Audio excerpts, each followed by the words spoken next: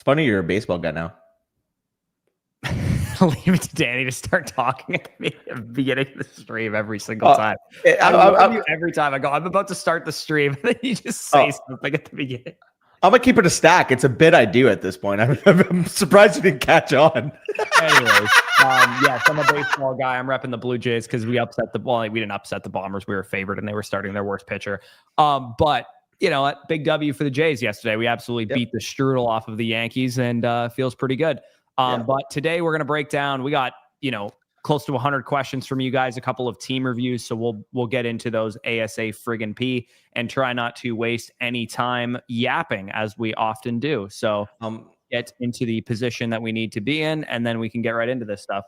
First comments, appreciate Jared for being the first one in here. And that was insane, by the way. Judkins is playing extremely well right now. If you guys don't have the overseas kickoff currently on, and he actually had a 56-yard touchdown that was called back on a hold. So let's just say the guy might be very good at football. What's up, Cats?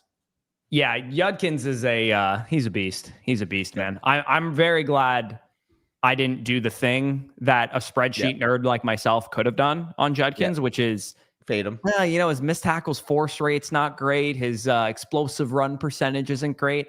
Anybody who watched the tape on Judkins would say that that's how Ohio State used him. He wasn't going to, if he had an exceptional missed tackles force rate on the role that he had, he would have been a freak show because he didn't get many of those touches that would lead to second level, breaking tackles against corners and that kind of thing. That was why Henderson's metrics were so good.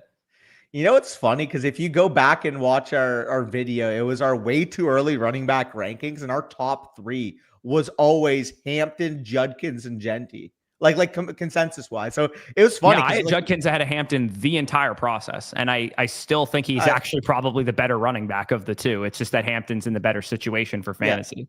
Yeah, I mean they're both studs. And that's really what it comes down to. The fact that you got already 3 bell cow running backs from this class, and who knows, maybe this is the Trevion Henderson breakout week. Maybe we see Cam Scatterbo keep doing what he's been doing. There's a lot of upside with this running back class, which I'm sure you guys probably realized coming into Dynasty drafts. Yeah, I made a Dynasty trade this morning. Let me know what you think of this. This is in the Can't Wait League. I'm in first place currently.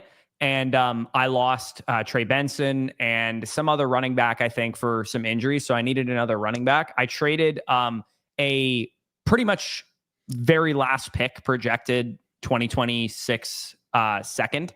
And what did I trade? Hold on. Let me think. Let me pull it up. I think it was Luther Burden and a third for Chase Brown and a second, I think was the trade. Or was it the opposite? Hold on. Let me look at this one more time. I traded Luther Burden. Yeah, Luther Burden and a second round pick from the guy who's in second place who won the league last year. So, and he has a really good team. So very late projected second, and Luther Burden for Chase Brown and a third round pick for a guy who is 0-8 because there's a median in this league. So I think it's 3 to 5 pick trade down in the second to third round for Luther Burden and Chase Brown straight, pretty much. I think it's reasonable, and I think if you're in need production right now, that makes sense. I also just have a very loaded wide receiver core and not a lot of running backs as well. I will say one thing. That is one of those trades you can look back on in 3 weeks and be like, holy fucking shit, I traded Luther Burden right before the breakout. Yeah, like people who dropped Devon Achane after week 2 of his rookie season or something like that. Yeah, it's nerve-wracking a little bit. I'm just so loaded at wide receiver that it doesn't really bother me. It's also a 2x tight end premium, and in this league, I have Kyle Pitts, Tucker Kraft, and Harold Fannin as my tight end. So I'm actually often flexing a tight end most weeks. Yeah, and again, I think it's perfectly reasonable. It's one of those deals where the Bears are on their bye week this week. I know DJ Moore's not really been as involved lately. Maybe we start to see the rookie. There is the scenario where it's oh shit, Luther Burden just had a 17 point per game week 8 to 17 stretch because DJ Moore got dealt. That's the risk. Yeah. I'm also just not as high on Luther Burden, the player. I'm a little bit worried about him. Generally, if we redrafted right now, I think you'd probably be taking Burden maybe a few picks after where he was going because Scatterbo is, probably going ahead of him and players like that. So he'd probably be more like a mid-second, give or take. I think there's people out there. I'm not saying you would do this necessarily, but market value wise, that would probably take Elikai Omanor over him right now. Yeah, I like Alec, but I mean, like market value wise, I think that's probably pretty comparable of those two players, even though we expected Burden to come in slow a little bit. I mean, I guess, but if you're talking about like specifically that, to me, when I look at Io Manor, it's like, yeah, there's upside. I think he could be, a wide receiver 3, possibly if he keeps developing into a low-end wide receiver 2. It's just like there's a difference in skill set. Like if Luther Burden develops, we're still talking about one of the better receivers in the league, period. Like that's kind of what it comes back to for me. I still view him as his floor is Laviska Shenault, legitimately. Like that, I still view him that way. Like I think at the end of his rookie season, if he hasn't really done a ton, I'm gonna start to get worried that he might be Laviska Shenault all over again. Because Laviska was a good prospect production-wise too. Sure, but with Laviska Shenault, you watched him on the field and you said, okay, there's something about this guy that just isn't connecting right now. When Luther Burden's been on the field, he's been making plays. It's just a matter of his snap count. Like we've seen, I think it was 31% of the routes on the year, but a 27% targets per row run. Yeah, it's like, to me, the underlying stuff so far is good. I want to see him, get back on the field, and you got to beat out Olamide Zacchaeus at the very least, and as far as like routes and stuff. And respectfully, I genuinely just think that's a new coach, like try not to piss off the veterans, and like the rookies are just going to end up working in. Because there's no way you can say with a straight face that Cole Kmet has more pure talent than Colson Loveland. Like that applies to it too. Like I honestly think Ben Johnson, first year coach, is probably just taking a slow approach, which is fine, but also disappointing because I'm telling you right now, you plug those 2 rookies into that offense, they're one of the most unstoppable units in the league. Yeah, no, agreed. Okay, so let's get into we have 3 reviews, and then we'll get into the questions. We're going to do the reviews off the top of the show here, and then we'll get into all of your start set questions and trade questions that you guys have submitted. Jay Moose said he's ranked number 2, but he's 1-3. Not looking great for my back-to-back hopes. It's a 10-team redraft, start 7 here. Could potentially trade for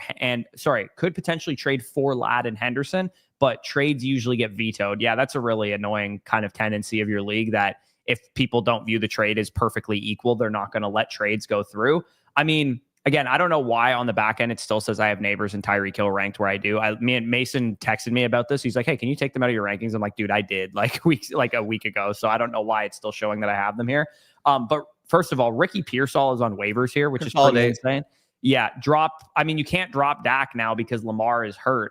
But I would drop, assuming Ayuk's not in an IR spot, I would drop Ayuk for him. And if you have to drop Hunter, I would for Ricky Pearsall. I would too. I would prefer, if you can, to try to say, okay, because Pearsall's on the wire, we do this all the two for one trade because Pearsall's out there. Exactly. Like, can I take who's kind of on the up right now? Unfortunately, your team's kind of like a bunch of buy lows, I would say. It's kind of funny. Yeah. Well, that's why he's 1-3. Which makes sense, but realistically, Walker Judkins maybe is on the high. Well, I was going to say, you could take Devontae Smith if he has a big game plus one of those running backs to see if you can upgrade into a monster. Like, can you take Devontae Smith plus Kenneth Walker and see if you can get to Amarian Hampton, Devon. If you're okay buying in on the injury a little bit, because you'd be getting Pearsall off the waiver wire as well. So like that helps balance out the trade. I'm a little bit more worried. 1-3, so you can't really afford it. I'm a little bit more worried with the Bucky injury too. We do have reports now that he did get surgery on both his shoulder and his foot. I'm not sure if you saw that. That got tweeted out. Oh, dude, it's hilarious. You just mentioned this. Schefter, Bucky Irving foot/shoulder expected to miss at least 2 weeks. Shoulder subluxation is more of an issue than the sprained foot. He got surgery on both, I thought. Yikes. Well, 5th highest rostered running back on Underdog, Rachaad White. Feels good about that. Not great about Bucky Irving, though.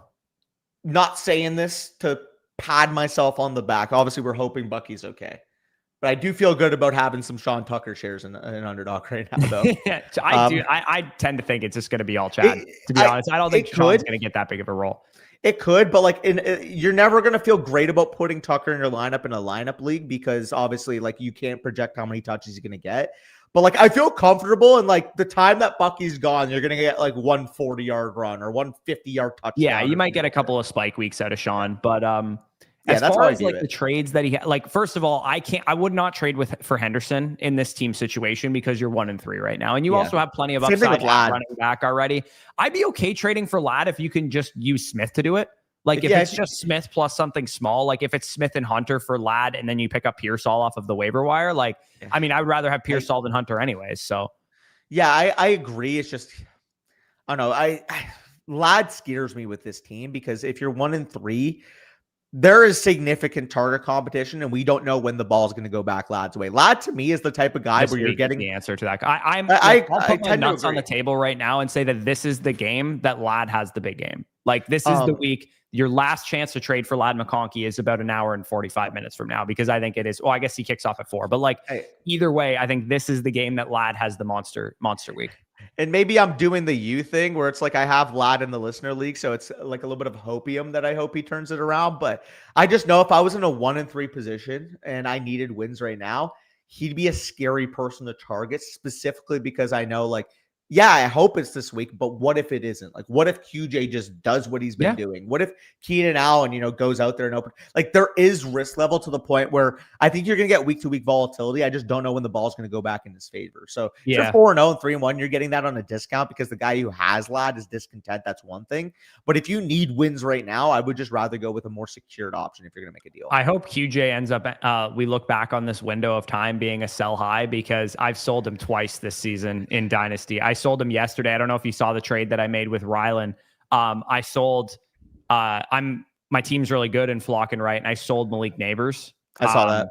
Malik Neighbors and QJ and Kenyon Sadiq. It's a Debbie league, so I sold Kenyon Sadiq, who right now projects to be a top tight end in the top 50-ish type of pick class, but he could go back to school as well. It's possible he's not until the 2027 class. But it's a 2x tight end premium, and I got Trey McBride and Tajay Spears and Tedero McMillan. So essentially I take, I would say, pretty sizable downgrade from Malik Neighbors to Tedero McMillan, but by the end of the season, that might not look like a huge downgrade.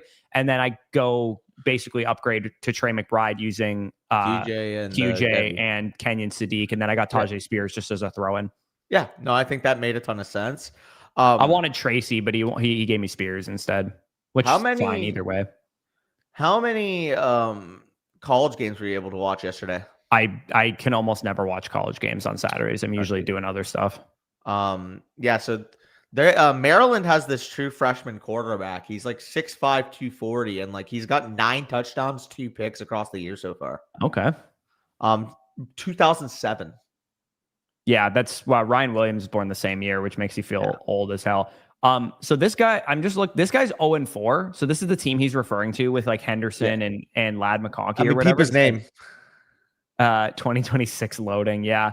I mean, if I were in your position, I would go after somebody that's going to give you more of an immediate impact from this guy. And I'm looking at Devon Achane. Like, can you use Quinshawn? Like, this guy's got no receiver depth. So can you use Quinshawn plus Devontae Smith to get Devon Achane? May as well offer it. Potentially. Yeah, one of those two plus Devontae Smith. I think that makes sense. On top of that, like you said, if you can get a Ricky Petersall because of that, that would be great. This guy's got 3 wide receivers on his roster. Yeah, I mean, it's half PPR to start 7, so technically, like, he'd be deciding who to flex every week between J-Mo Henderson and DeAndre Swift. But, like, yeah, still, he could use some wide receiver help and Smitty plus, like, especially if Smith has a good game. Like, maybe it's a squeaky wheel situation for the Eagles because Smith and AJ are bitching like crazy. Yeah, they have 30-plus passing attempts in this one.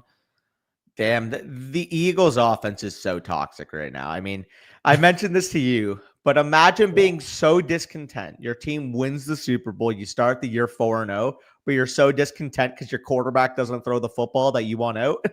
Yeah, no, it is pretty crazy. It is pretty crazy to think about. Normally, Lamb would never. Mike Evans and Chris Godwin would be on cloud 9 right now. Like, they wouldn't give a shit about this. But yeah, that's different strokes for the Philadelphia Eagles here. But anyways, yeah, other moves that stand out to you. I think that this team is just generally going to bounce back. Like, I know Rasheed is like, if you get a competitive offer market value for a top 12 to 15 type of receiver asset for Rasheed Rice or a top 12-ish running back asset for Rasheed Rice, then I suppose you could deal him. Like, if, for example, the guy wants Kenneth Walker and Rasheed Rice, I would consider doing that for HN, knowing that you'd get Pearsall off of the waiver wire. I think that would probably make sense for me just because you need the wins. Ricky is going to give you the wins as soon as he's coming back.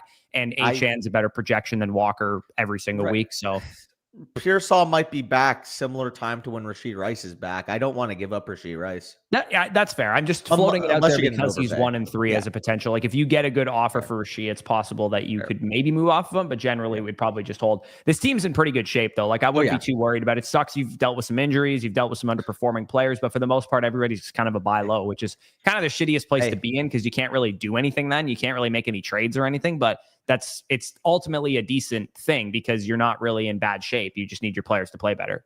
On the bright side, at least you're not starting Isaiah Bond, Isaiah Davis, Wan'Dale Robinson, Bijal Tootin, and 2 empty flex spots this week. Yeah.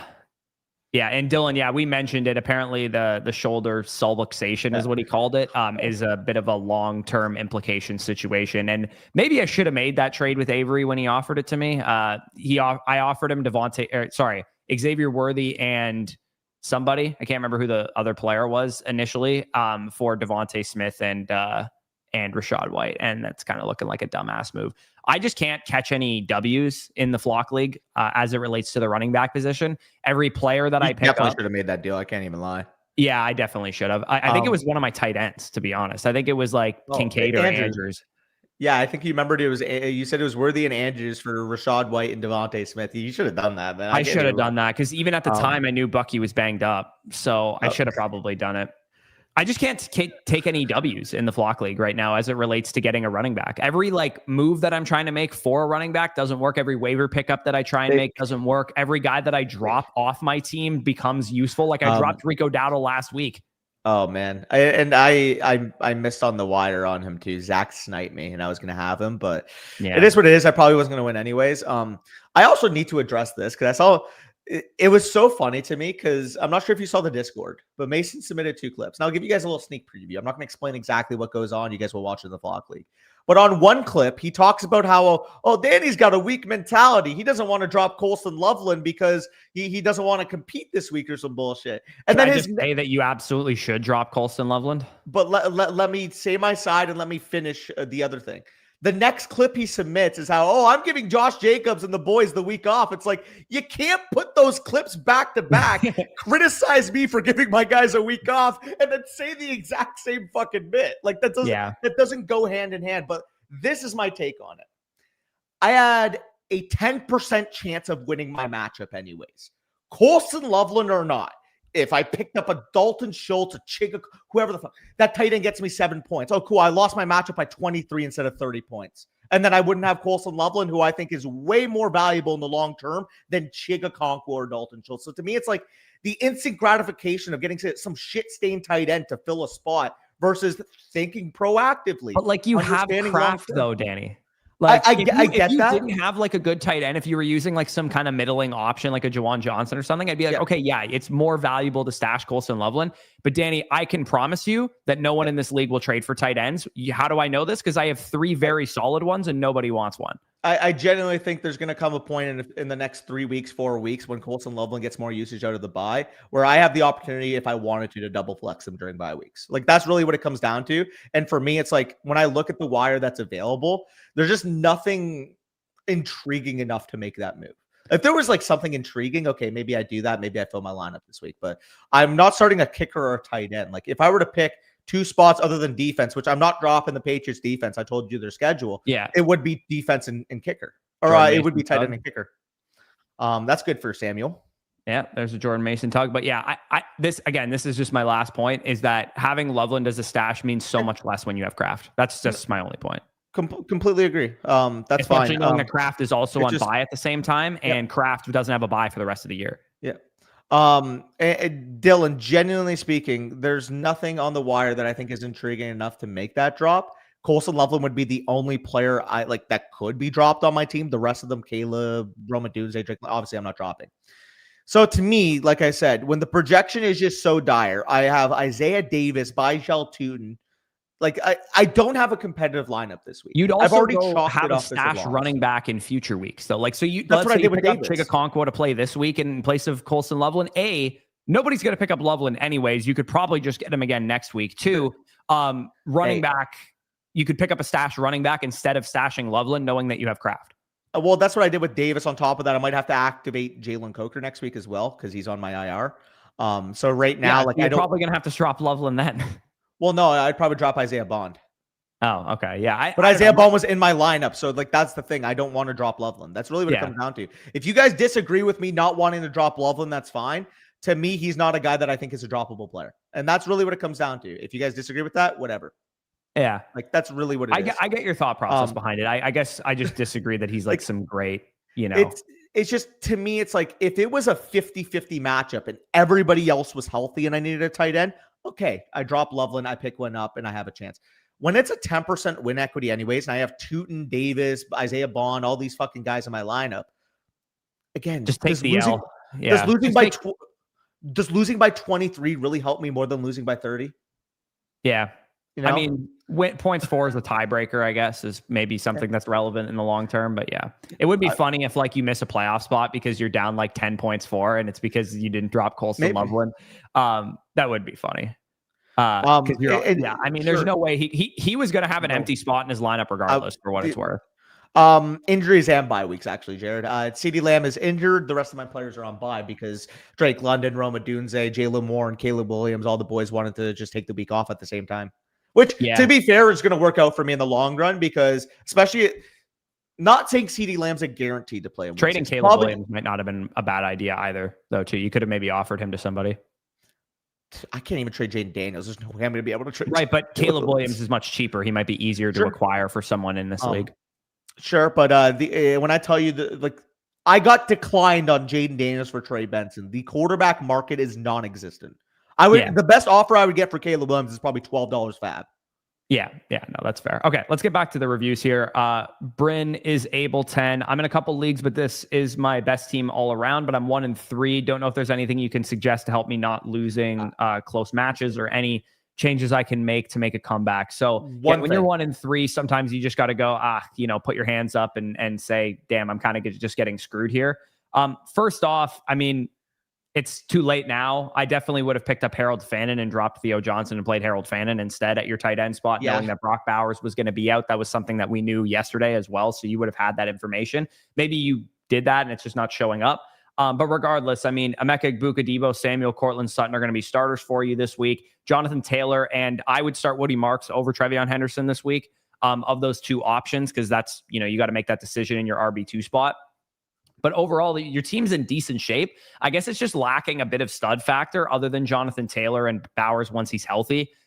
You don't have like a significant monster at wide receiver. You don't have like a needle-moving quarterback or anything. And even in a 12-team league, you still want to have a little bit more stud factor than what you currently have here, especially given that it is a start 7.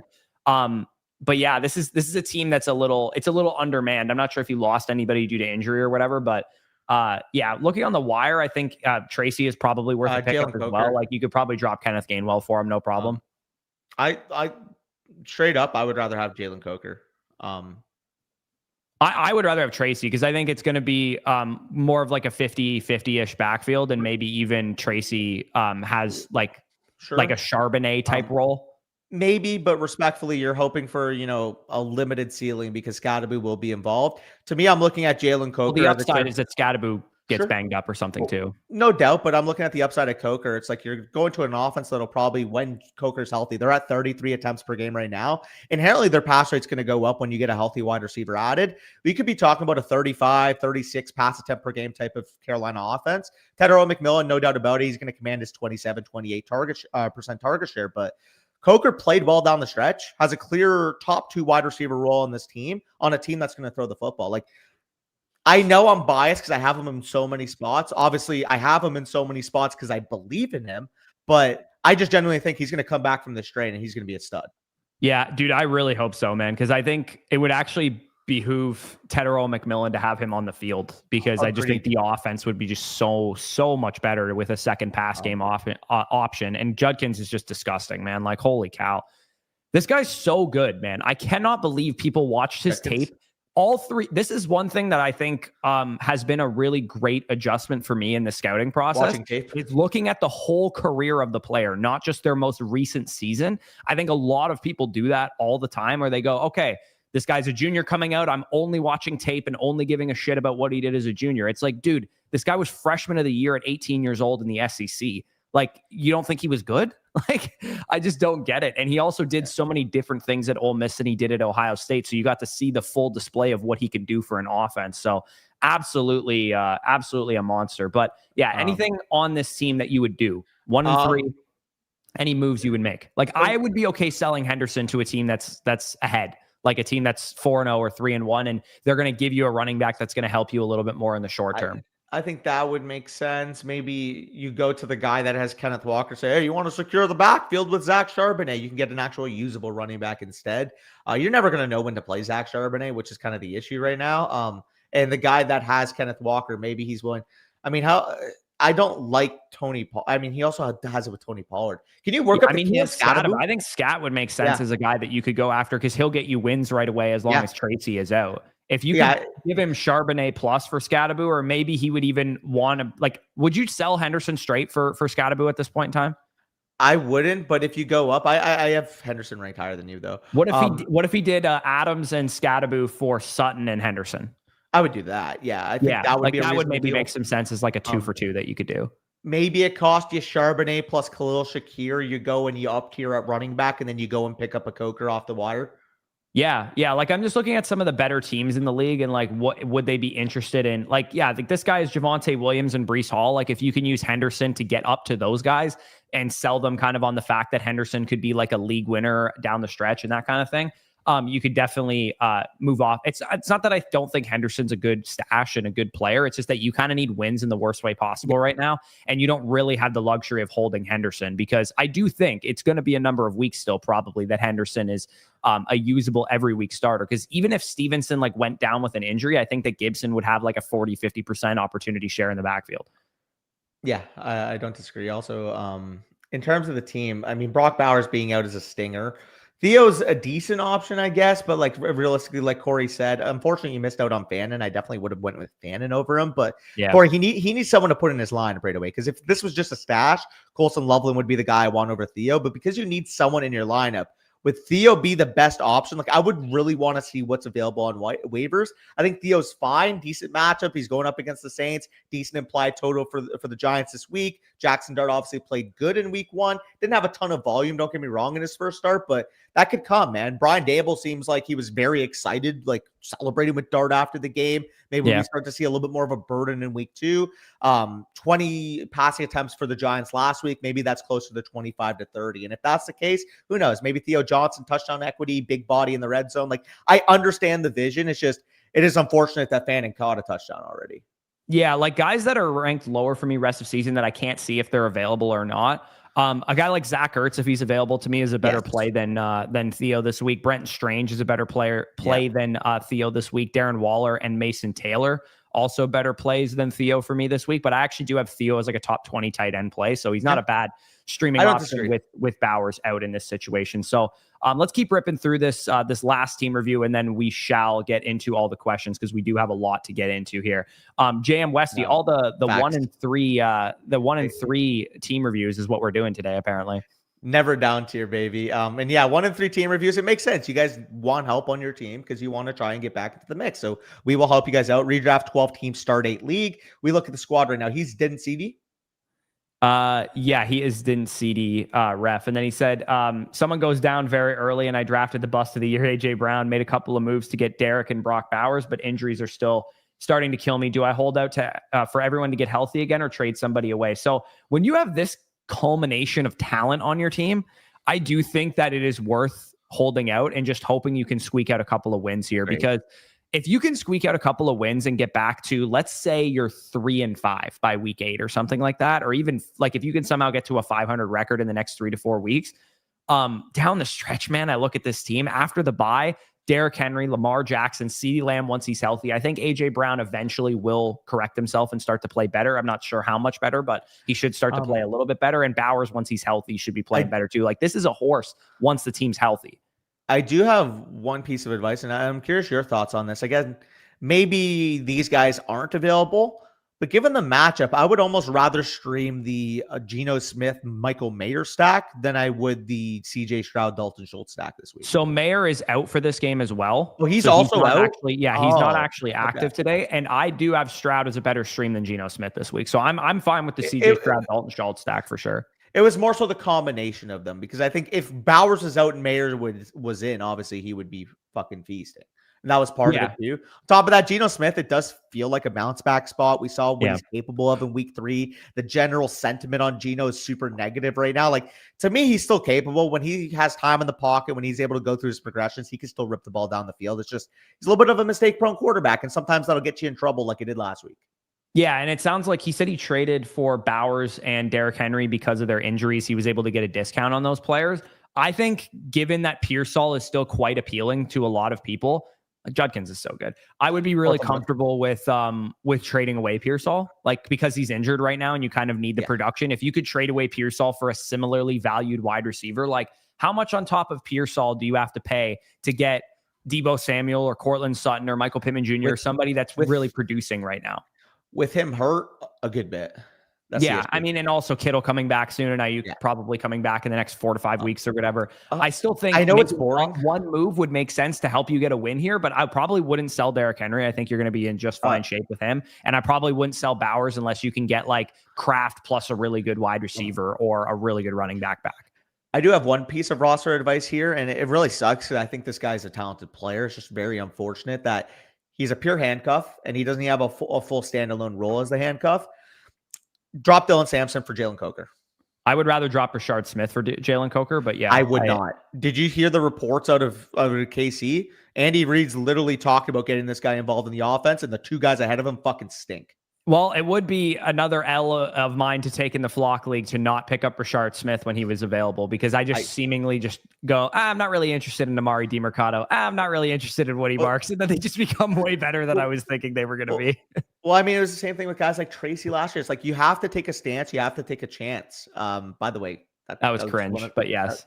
I didn't even mean to do that. I realized it after I said it. You have to take a stance. You have to take a chance. Yo, get that on a t-shirt. What the fuck? Yeah, that's cringe. But anyways, this team, when I look at it and you go, oh, I'm 1-3. Am I screwed? Should I start making moves? If you could make a move, Ricky moved off for a similar tiered wide receiver. Running back, Derrick Henry moved off for a similarly tiered running back. Sure, make one move. But I wouldn't go crazy, because I actually, like, if you told me I'm 4-4 by the end of week 8 with this team, I'd be like, you got a horse down the stretch, dude. This is going to be one of those teams that nobody wants to play in the playoffs. Every year in my home league, there's a team like this where they barely sneak into the 4, 5, or 6 seed. And you go, I hope I'm not playing them, because their team is so much better than that. And there's an Njoku touchdown. Shout out David. Oh, he's doing some weird. The over was so free in this game, by the way. 35.5 for the fastest pace game, or the second fastest pace game on the slate. I was like, dude, 35.5 is so low for this game. Dude, also, can we talk? What's Steven Njoku celebration? Sorry, I'm just watching him do some nonsense. Yeah, he was doing some nonsense there. I'm not sure what that was. Also, I complain. I'm like, oh, shit. Of course, Thomas lucks out with a Fannin touchdown. Good thing that he put Fannin in, because he also has Njoku on the bench. Dude, I still can't believe I message this guy once a week about having, I mean, he's not going to want one now. That's for sure. He has 2 Browns tight ends. I know. I'm like, do you want to trade back for Kyle Pitts? Like, you could just drop probably Njoku and then, roll with Pitts and Fannin. He's like, I don't feel like I need a tight end. And he ended up being right about that. So yeah, I mean, Njoku's this is what makes your Colston Loveland stash even worse, Danny, is that you will one of the upsides of stashing a guy like Colston Loveland when you already have Tucker Kraft is that if it was a normal league, you could trade Colston Loveland or Tucker Kraft to somebody, but this league just doesn't give 2 fucks about tight ends. Counterpoint, the waivers are so gross to the point where I honestly think a Colston Loveland is going to be my best. Why do you think I haven't dropped Andrews or Kincaid or Pitts right now? It's like, well, I'm going to pick up Ray Davis, who gets 5% of the snaps. So you get it, man. Like, I do get it. I just wish I could trade one of them. Dude, you can't trade anything apparently other than running backs and wide receivers in this league. That's all that people value. And mainly just running backs for what it's worth too, because I've been trying to trade Xavier Worthy all week and people keep lowballing me on him. Fuck, people love lowballing in this league. Yeah, people love lowballing. But I have to address this because I saw somebody mention it. I think it was Dylan. Yes. I offered him fucking Jaden Daniels for Trey Benson. That's how down bad I was. And he said no. Yeah, no, he did. And that's also how little people value quarterbacks in this league. And Danny also has Caleb Williams. So that's partially why you were trying to make that move. But yeah, we could probably move on to the trade questions and the start set questions that we have here. Apologies for anybody who's been waiting. Let's try and get through these a little bit faster. Full PPR 2-2, just got Rice, BTJ for Worthy, Scadaboo, and DK Metcalf. I wouldn't say you smashed this deal. Because I do think you gave up some great assets. Worthy, Scadaboo, and DK Metcalf. Again, I like the sell high kind of window of a lot of the players that you sold here, because I think Scadaboo's kind of in a sell high window. I think DK's in a sell high window. And I think, Rice and BTJ definitely good buy lows. I could see this trade going either way, though. It's not like I think you absolutely crushed this. Yeah, I mean, to me, DK is the epitome of a sell high. I don't know how confident I'd feel on a week-to-week basis having him as like a top 30-ish wide receiver, in all honesty. Yes, he paid off in a big way on a broken coverage against the Vikings, but realistically, you look at his overall volume, you look at the overall yardage that he's been putting up. Like, he's had 3 of his 4 games be under, or 3, sorry, 2 of his 4 games. Yeah, the middle 2 of his 4 games be under 45 receiving yards. So to me, it's like, I think this is kind of what DK is going to be, where it's like you hope he gets there on a broken touchdown every week, but realistically, you're never going to feel good about the consistent volume he gets. He's very Jameson Williams-y at this point. Yeah. I think that's a good comp, except even he's not a part of a good offense of his team. He's Jameson Williams without the tether of an elite offense. Yeah. Also, shout out to the Vikings for consistently putting up points here, because I didn't realize Avery was starting the Browns defense. So shout out. Oh shit, let's go. Why did you start the Browns? Okay. Anyways, Bones here, he said that was his trade that he made, considering Genty versus Judkins. Again, apologies if anybody has a start-sit question involving a Browns player. We're probably not going to be going live, before these London games or whatever. So make sure if you do have a start-sit in the future with like an international game, maybe submit that on Thursdays so that we can get that for you guys. Ashton Genty versus Judkins, I would have said Genty at the time, even though Judkins is having a nice game today. Egbuka, Brian Thomas Jr., Quentin Johnston. Egbuka would be my preference of this group, but I do love QJ as well. Again, going back in time, Danny, would you have said QJ or Judkins? Going back into this matchup, QJ. I would have said, well, they're both QJ actually, technically, but I would have said Judkins of the two of them going into this matchup. What I would have countered with is I have QJ at wide receiver 12 this week, and you don't have Judkins at RB 12. Yeah, he's my RB 13 this week, though. Oh, okay. Yeah, I had Judkins. Okay. I kept in the running back tier list. I was like, dude, Judkins, like, he's got to be an every week top 15 play, because the guy literally gets 25 touches a game. Also, I'm not sure if you've seen how bad I am this week in Flock and Right, but I have Bucky Irving, CeeDee Lamb, Aaron Jones, Brock Bowers, Rashid Rice all out. Yeah, no, I have a lot of I think it's get faded. I have like a couple 49ers that are injured, like Pearsall and Kittle and stuff. And then I also have like Bijan and Drake London. Tucker Kraft is my tight end. Romo Dunze is one of my wide receivers as well. So my whole team is like on bye or injured. Bat Mac here says my running backs are Javonte, Henderson, and handcuffs. So he would be trading for Chase Brown and Michael Carter. Basically a tier down, which is something that we talked about in the chat there with Arthur. You're tearing down from Javonte to get Chase Brown, and then maybe the upside swing that Carter is the starter. I just want Javonte Williams here. Give me the guy attached to a good offense. It's crazy to say that coming into the season with Chase Brown and Javonte Williams, but that's where we're at. Yeah, Javonte looking like he's maybe going to get a contract extension at this point. Like, he's playing really well, man. I still don't understand. And partially, don't get me wrong, I will say this. Clayton Adams will be a head coach someday. What he's done with the Cowboys are without 40 to 60% of their offensive line basically in every game this year. And we have one of the highest success rates in the ground game this year. Because Clayton Adams, like his play calling, the scheme, the way he's coaching it up front, like everything just looks so much cleaner. And I mean, if you, for example, too, look at Arizona's ground game last year versus this year. Even when Connor was healthy. That's a good point. Yeah, they've been pretty bad on the ground in general. And their offensive line has been, I would say, like, Arizona's offensive line has been better this year, like in pass protection, but they used to maul people in the run game. And I think that's totally Clayton Adams, because now we're mauling people in the ground game. Like, I genuinely think Clayton Adams is going to be one of the hottest head coaching candidates after the year. Really sexy, Clayton Adams. Pierre 11 here. Sell Genty or no? O-line / Las Vegas. If so, who to target? So he's basically saying, is this Genty breakout kind of for real, or should I look to tier up or something? I guess the best way I would describe this is we say where we have Genty ranked rest of season, and we kind of say, well, what type of offer would get him off of your team? If I'm looking at my rankings, he's my RB9 rest of season. RB9, if I can straight swap up into an Omarion Hampton, Devon Achane, James Cook, or higher, obviously I do it. If you can give me a little plus, I mean, what plus Judkins would you need to give up Genty hypothetically? At this Brother, I have Genty and Judkins one spot apart in my rankings. But like, based on like understanding the market value, understanding where Genty went versus Judkins went, it's like, if you can get like a solid plus on it, which I think you might be able to in some markets, I would look into it. Especially, I mean, Genty this week. Let's say someone offered me Judkins plus like Mike Evans or something. I would definitely do something like that. Yeah, like let me take a look. I would say generally I would hold on Genty generally, because I think that most people are going to view him as like a back end RB1, which is how I view him too. Like he's my RB11 rest of season. In general, if Derrick Henry has a bad game, I'll probably move him ahead of Derrick Henry, but he's in the same tier to me as like Achane, Hampton, and Jacobs. So if you can tier up to those guys, then by all means go ahead and do it. And especially if you could tier up from Genty to James Cook or Saquon Barkley or Jonathan Taylor or something, then definitely go ahead and do that. But for the most part, I think that people are valuing Genty about appropriately. I don't think anybody's overreacting to what happened, because most people have the same opinion that Pierre does here, which is like, yeah, the Raiders offensive line looked pretty terrible for a couple of weeks there, and the Bears are just a bad run defense. Like it's possible that Genty just took advantage of that. Corey, you can tell me if this is off base or not. Am I off base to say that Judkins might be better the rest of the season than Bucky? I already have him with ahead the injury. Of Bucky, dude. I already have him ahead of Bucky. Okay, I wasn't sure if I was outrageous there, because I'm looking at it right now. I have them 12 and 13, and also where they're ranked for me as well. Yeah, and I'm actually going to make them a slight mini tier, because there's no way I would take them in the same tier as like the guys that I have in the mid-teens, honestly.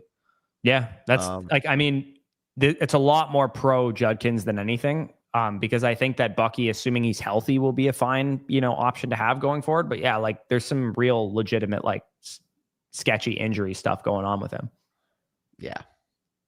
So I will do that actually. I'm just going to put him in that tier for now, because I don't know I don't want to kind of make a 2-man tier on my site rankings, but that's kind of how I view it, as a 2-man tier. Scans. It sounds like the Vikings are disciplining him for something. I don't know. Maybe he was late to a curfew or did something stupid in London. I can't really figure it out, but he's in the chat every single week. Great week. To be fair, Spicy Taco, he's been right. It might be a good game for Travis Hunter this week. He's got the best matchup on the field against the Chiefs. So I wouldn't be too excited about your Travis Hunter fade come Monday night. If he somehow wins me my matchup in the Flock League, I need to personally mail him a thank you letter. My gut told me to start him over Jerry Jeudy this week, and I fear that might end up aging bad, because I also was starting Fannin, which I didn't factor into that decision. I probably should have. Anyways, let's keep rolling here. Dirty Doug 84 running back start sit again. I would have said to start Judkins in this decision here, but I also have I also had ETN pretty closely ranked behind him. So if you went with ETN, that's totally fine. And then in the flex, I mean, London's on bye, Rashee Rice is suspended, so I would go with ETN of the options that you have listed here. Although, hear me out, sneaky Woody Mark spot. Holy fuck, that took me a mouthful to get out. Yeah. No, I'm not saying that Hunter's a great play this week, but I have him inside my top 45 receivers. Like with all the buys and injuries, I think he's actually a playable wide receiver this week. Yeah, I have him outside of my top 40, but in that top 45 range as well. Like give him figure it out. No, this is my plea, Liam Cohn. I know you watch your daily dose of fantasy stock exchange. Just listen to me. Play the generational number 2 pick at wide receiver and see what happens. Like just see what happens. See what happens. Let him go run real routes. Absolutely. Yeah. Tristan, I get your frustration, but you cannot sit Jamar Chase for Chris Godwin. You can't do it. I get your frustration, though. I get your frustration. You cannot play Chris Godwin over Jamar Chase. I will point some light. It's been a terrible 2 weeks. But Minnesota, Denver, number 1, number 7 defenses in EPA per play against the pass this year. Detroit, the one way you can beat them on defense is throwing the ball down the field on them, because you ain't running the football in Detroit. They are a top 2 defense and run defense EPA. You know how you move the ball? You throw it to Jamar Chase, isolated on Terry and Arnold on the boundary. I saw, like, obviously no disrespect to these guys. We love them. Faraz and Josh Norris were doing a thing that I saw on Instagram. It was like, would you rather have Jamar Chase or this guy rest of season? I'm telling you, it's going to be an all-time receipt after it. Like, no offense to those guys, I think there's reasonable reason to panic on Jamar Chase. But guys, he's still else, right? Jamar Chase. It was Igbuka and one other, right? No. Way deeper names. Deeper names. They were talking like, would you rather have Jamar Chase or Michael Pittman? Would you rather have Jamar Chase or Tyler Warren? Would you rather have Jamar Chase or Deebo Samuel? And like, yeah, those guys are producing better numbers than Jamar Chase right now. But I just think even if Jake Browning is one of the worst 5 starting quarterbacks in football, Jamar Chase is still going to outperform those guys once the season is done with. And I understand it. Like, there is pessimism because Jake Browning, in the 9 starts he's made, Jamar Chase has 2. Get this, Corey. 2 finishes inside the top 30 wide receivers. Those 2 weeks, he was wide receiver 3 and wide receiver 6, so they were good weeks, but 2 top 30 finishes and 9 starts with Browning. Yeah. That's why people are worried. He's been really, he's also like, even with Joe Burrow, there's games where Jamar Chase disappears. Like he has kind of like he's never been as consistent as like Jefferson or St. Brown or Lamb and those guys when they're healthy and all playing at their best. Like Jamar Chase's 23 point per game season looks a lot different than an Amon-Ra St. Brown 23 point per game season, where St. Brown's getting you 18 plus every single week, whereas Jamar Chase will drop 340 bombs throughout the year and have a couple 5-point weeks. Like that's just how he is. But you got to live with that. Like, you knew that about Jamar Chase, even with Burrow. So he's going to have some big games here. He's Jamar freaking Chase. Yeah, it's just, unfortunately, with Browning, they're not going to come nearly as frequently, which is why he is a dropper. But we're not starting him as the wide receiver 1 or 2 on the week. We're starting him as a fringe top 50 in the wide receiver until he proves otherwise. Yeah, I would still, to me, he's still a wide receiver 1 play to me every single week because he's the capability of going for 30 plus points at any point in time. And I never thought I would say this, but I have QJ ranked higher than him this week. And I do not. As much as I love QJ, I'm going to need to see 2 or 3 more absolutely god-awful weeks from Jake Browning before I'm where a lot of people are. It's far more pro QJ. It's far more pro QJ than anything. Yeah, and obviously that goes without saying. Without Joe, the second Joe Burrow went down, Jamar Chase was not living up to the 101. It was not going to happen unless maybe they traded for like Kirk Cousins or something. Another year in the bullshit analysis of, I don't have this guy ranked 1 because people never repeat. Apparently that just wins. Like people with the most dog shit fucking analysis say that, and like they get right because I know every year the curse of the 101 comes true. And for what it's worth, I was advising people by the end of the offseason that if they were in half PPR leagues, I was comfortable taking Bijan over Chase, man. That was comfortable doing it. As long as you have a name that you put at 1, because these people are saying you can't rank Chase at 1. Okay, give me the fucking name that you want to put at 1, and then we can compare Jamar Chase to them. That is my biggest pet peeve, because obviously if you play the fucking field against one player, you're more than likely going to win with the field. Definitely. Sorry, Jordan Addison and JMO for Waddle and Bill. I'm taking Jordan Addison, JMO easily here. Yeah, I get it though. Waddle, with Tyreek out of the lineup, you're hoping wide receiver. This is semi-close, especially if Bill does end up getting a workload. But if you need wide receiver depth, I get it. Until I see the Commanders' backfield be anything other than 33% of the snaps for all 3 running backs, I'm not going to value Bill as anything other than a stash. You're not wrong. 10 team. This is close. 10 team starts 7. Judkins for it's not close for me. I have Judkins with 22 overall player, dude. I'm all in on this, man. I have him at 26. It's not, I was giving Tyler Warren the benefit of the doubt. I actually have a similar gap between them that you do. Yeah, so I agree. Judkins. Wow. Can we talk about how much slander Nathan got only for him to make one of the single best picks in our draft?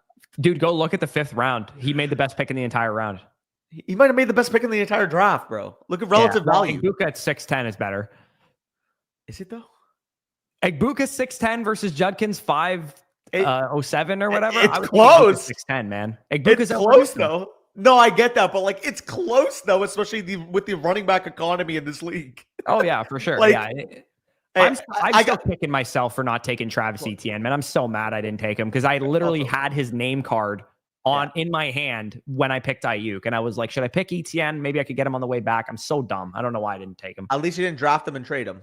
Yeah, well, he was a throw into your trade too. He wasn't even a significant piece of it. I am glad though that when I traded you Bigsby and Sampson, I really thought that that's how I was going to lose that trade. Was that one of them was going to become a league winner, and thankfully they're on the waiver wire right now, both of them.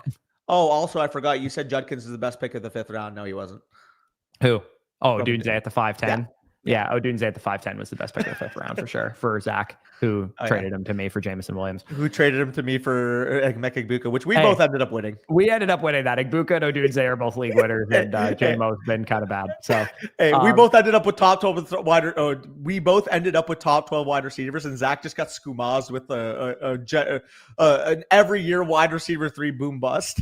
Well, and here's the thing too, because I traded him Pollard for Pacheco as a part of that deal as well, and then he traded Pollard for Bill. So he ended up he ended up getting Bill and Jameson Williams for Romo Dunze and Pacheco. He's got Puka, so like he has Puka, so it doesn't matter. But he also just lost Bucky, which is going to hurt his team. And Kamara's his second running back, who's kind of on the downslope right now too. So regardless, I just want to say one thing before this week starts in the Flock League. I'm down 1.3. I have 1.3 points right now because Blake Corum was my Thursday night play and he got benched after he fumbled. I got 1.7. But Avery's defense isn't doing a whole lot. And if you recall, Danny, I kind of perform when I have a bad Thursday night. Yeah. Every time I have a bad Thursday night, my team comes back and rallies. Sorry, Corey. Yeah, well, not to mention the first game of this season too. Remember, Ladd McConkey, Xavier Worthy, and Isaiah Pacheco combined for like 10 points on Thursday and Friday combined. I ended up winning in the week against you. It makes me sick. I swear to God, every time I play a player, he has his best week. Like last year against Mason, Jamar Chase takes a dookie on my face. Zay Flowers has his clear best game of the year. He hasn't scored over 16 points since that happened. Like, give me a break. Yeah, he did cook up dope there. Scored 29 against me. He hasn't passed. I think Zay is maybe one of the best trade targets for people who are 4-0 and 3-1 though, because I think that down the stretch, dude, if you look at Cincinnati or Lamar's schedule, bro, they play the Bengals twice in the last 4 weeks of the season. I'm gonna keep it a stack. That's a part of the reason why I was trying to get Chase Brown from fucking Bedaki is the Bengals end of season schedule is low key pretty juicy. Yeah, but dude, look at the Ravens though. Legitimately, the Ravens, the last 5 games are all going to be 50+ point over unders, and other than the Packers, they play all easy defenses. So Chase Brown out of the bye week. So Chicago right before the bye in week 9. Week 11 Pittsburgh, week 12 New England, week 13 Baltimore, week 14 Buffalo, week 15 Baltimore, week 16 Miami, week 17 Arizona for the Bengals. Yeah, that's pretty good. Yeah, we were all excited. And also, that was not a Mason fumble. I think that's who's 36. Is that Ham? 35 would be Xavier Scott. If it's 35, I thought Xavier Scott was 35. Okay, well, he's not. It wasn't. He's 36. Mason. He's 36. Yeah, you're right. You're right. Mason. I know that. Why did I think Xavier Scott was 35? He's 36. I'm an idiot. My bad. Marvin Harrison, Tetero, McMillan this week. Who do you prefer? Tetero. All right, we're going T-Mac there. Tight end wise, you're going Tyler Warren, and then I would go with Harrison over Woody Marks this week. As much as I like Woody Marks, I think Harrison's the better play. And I'm assuming for you as well, part of the narrative is monkey off his back thing from last week. Yeah, dude. I think that it's possible that this time next year we're talking about Marvin Harrison's game splits being after that game. You know what I mean? That's when he turned it classic. On. Yeah, you know what I mean? That's when he got the monkey off of his back, and now he's playing well. For sure. By the way, we will have to do this on some point this week is update the picks. Unfortunately for you guys, I really wanted to get them out last night after the UFC card, but as soon as I got home, I laid down for 2 seconds and passed out. So that was unfortunate, but I will share them on stream. I'll make sure you guys are covered in case you want to know them. But we made the wide receiver one I actually did in the wide receiver tier list, but the running back one I also made. Yeah, classic Danny making the picks before making the content around the picks. Well, so I gave them the spicy when I was on my way home because I'm like, okay, I'm just going to do them. I'm going to make my sheet, record them 1:30, get them on the TikTok, get them on the Instagram at 3 a.m., which is what I did last week. But sometimes your body just doesn't agree with what your planning is. If you're trying to do something like that, you have to make sure you down a Red Bull before you do it, apparently. Yeah, apparently. I was cooked. Henderson, Slayton, Tootin. Of these options, Henderson. I think you probably just roll with Henderson. Yeah. I would agree there.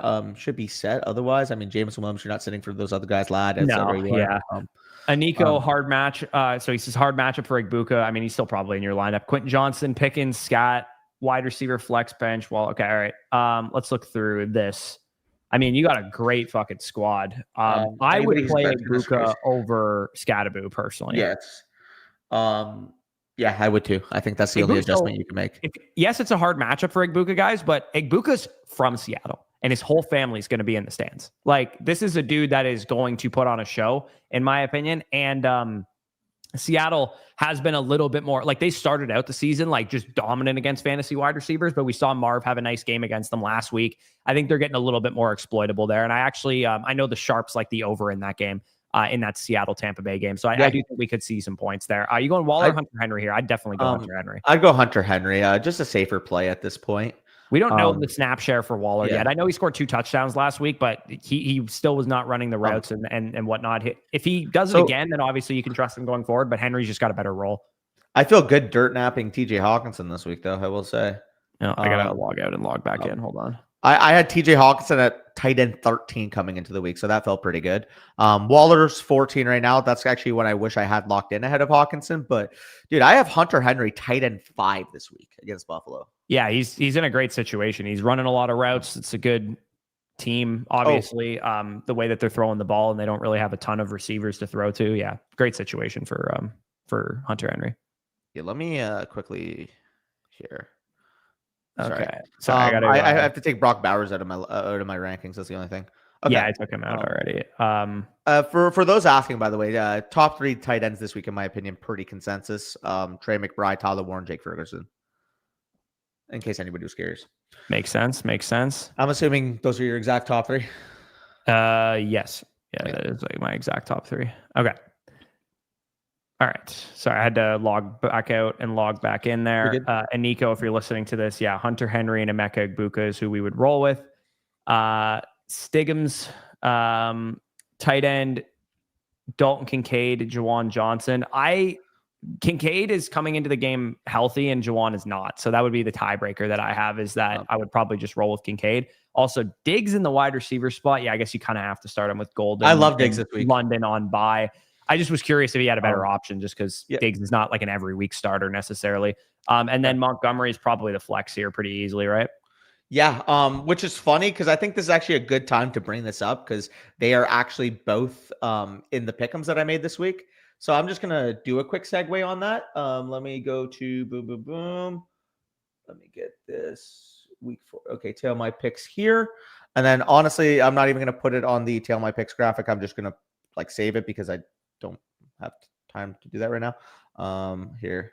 You need me to answer this question while you get that figured out? Answer that question. Yeah, I'm just taking the screenshot of the pick'em from Spicy that I made for running backs. Okay, yeah, Puka Nacua in exchange for Breece Hall, Brian Thomas Jr., and Rome Odunze. I mean, it's a pretty good haul, but in a 10-team start 7, I don't think you're going to be able to live with yourself if you trade away Puka Nacua. That's just my honest opinion.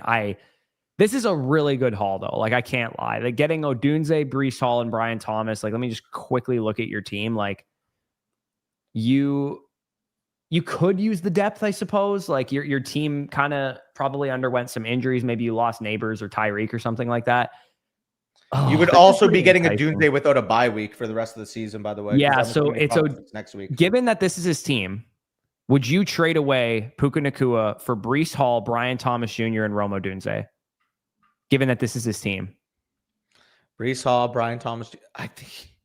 Okay, who are we dropping here? Adam Thielen was a drop, and probably Brian Robinson, probably. Yeah, Jaden Reed or Brian Robinson. I mean, you could drop Goff or quarterback or whatever. Yeah, you don't need 2 quarterbacks. I guess you do this week, obviously, but Caleb Williams not going to have his bye after this week, so you can drop him.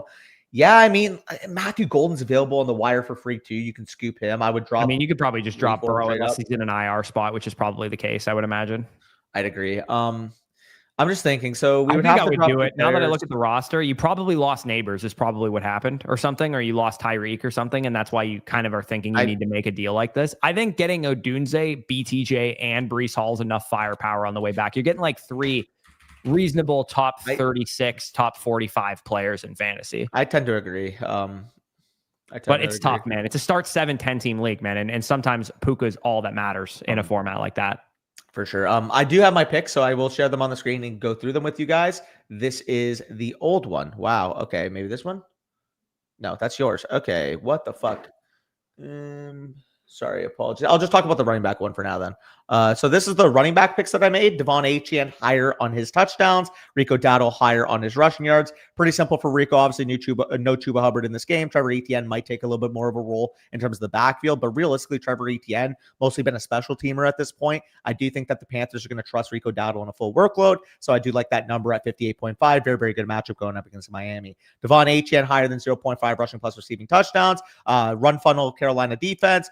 With Devon Achane, we saw signs of life with the Miami Dolphins offense last week. No Tyreek Hill in the lineup, so we could even potentially have a scenario where he catches a flat route for a touchdown, a little Texas route for a touchdown. I mean, we've seen kind of how they've been using him in that red zone area, so really do like that 0.5 higher.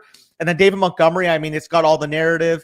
He's from the area. His sister is paralyzed now, suffered an accident in the Cincinnati area as well. And this is, I believe, his family's first game watching him. He said it was her first game. I don't know if it was his family's or not, but he said his sister hasn't seen him play in person since the accident. And as we know with Dan Campbell, very empathetic coach, really for his players. You can tell David Montgomery, this is a very meaningful game for him. Definitely wants to show it in front of his sister. I know it's narrative-y, but I just trust Dan Campbell to do the right thing here. I know it sounds David Montgomery 2+ touchdowns is happening. I promise you guys. You guys want a nice pick for today? David Montgomery 2+ touchdowns. He's scoring twice in this game. I'm calling it right now. It's a game where the Lions are implied for 30 points, and like you said, there's the factor that his sister is the first time she's watching him since the accident that she suffered. Like, he's scoring twice. Dude, call it. I'm so upset with myself because earlier this week, when I first saw the report, I almost went and took his touchdowns and laddered them, like 1 touchdown and 2 touchdown. But I got on the app right after the post, got some like buzz on Twitter. So his number went from like -130 to, when I tried to place it, it was -190 for him to score. And now it's probably like -260 or -300 now. Oh yeah, he's scoring. It's gonna happen. I should have just taken the inflated line. Yeah, he probably could have. But yeah, while you got this pulled up, I might as well talk about my picks for tonight, and then we can get back to all the questions. We do have to boogie a little bit on the questions. All right, so if you guys are doing some picks for tonight, Sunday Night Football, you guys can see them there. Drake May, higher than 30.5 rushing yards. Drake May is the 5th highest scramble rate in the NFL right now, and every time he has rushed more than 4 times in a game, he has hit this total 6 of 8 in his career as a starter. And his total on Underdog is set for 5.5 rushing attempts. So there's a good chance he'll go beyond that. Stephon Diggs' revenge game, pretty straightforward, 48.5 receiving yards. In games against his former teams, 101 receiving yards the last 3 times he's played either the Vikings or the Bills. And then Kincaid, lower fantasy points. Oh, Jefferson just had a huge catch. Sorry, I was distracted there for a second. Dalton Kincaid is a touchdown machine right now, but if he doesn't score, he's going lower than this fantasy point total because Dalton Kincaid running 60% of the routes, and he is 2.5 to 1 to score by most places, so there's a good chance he won't score.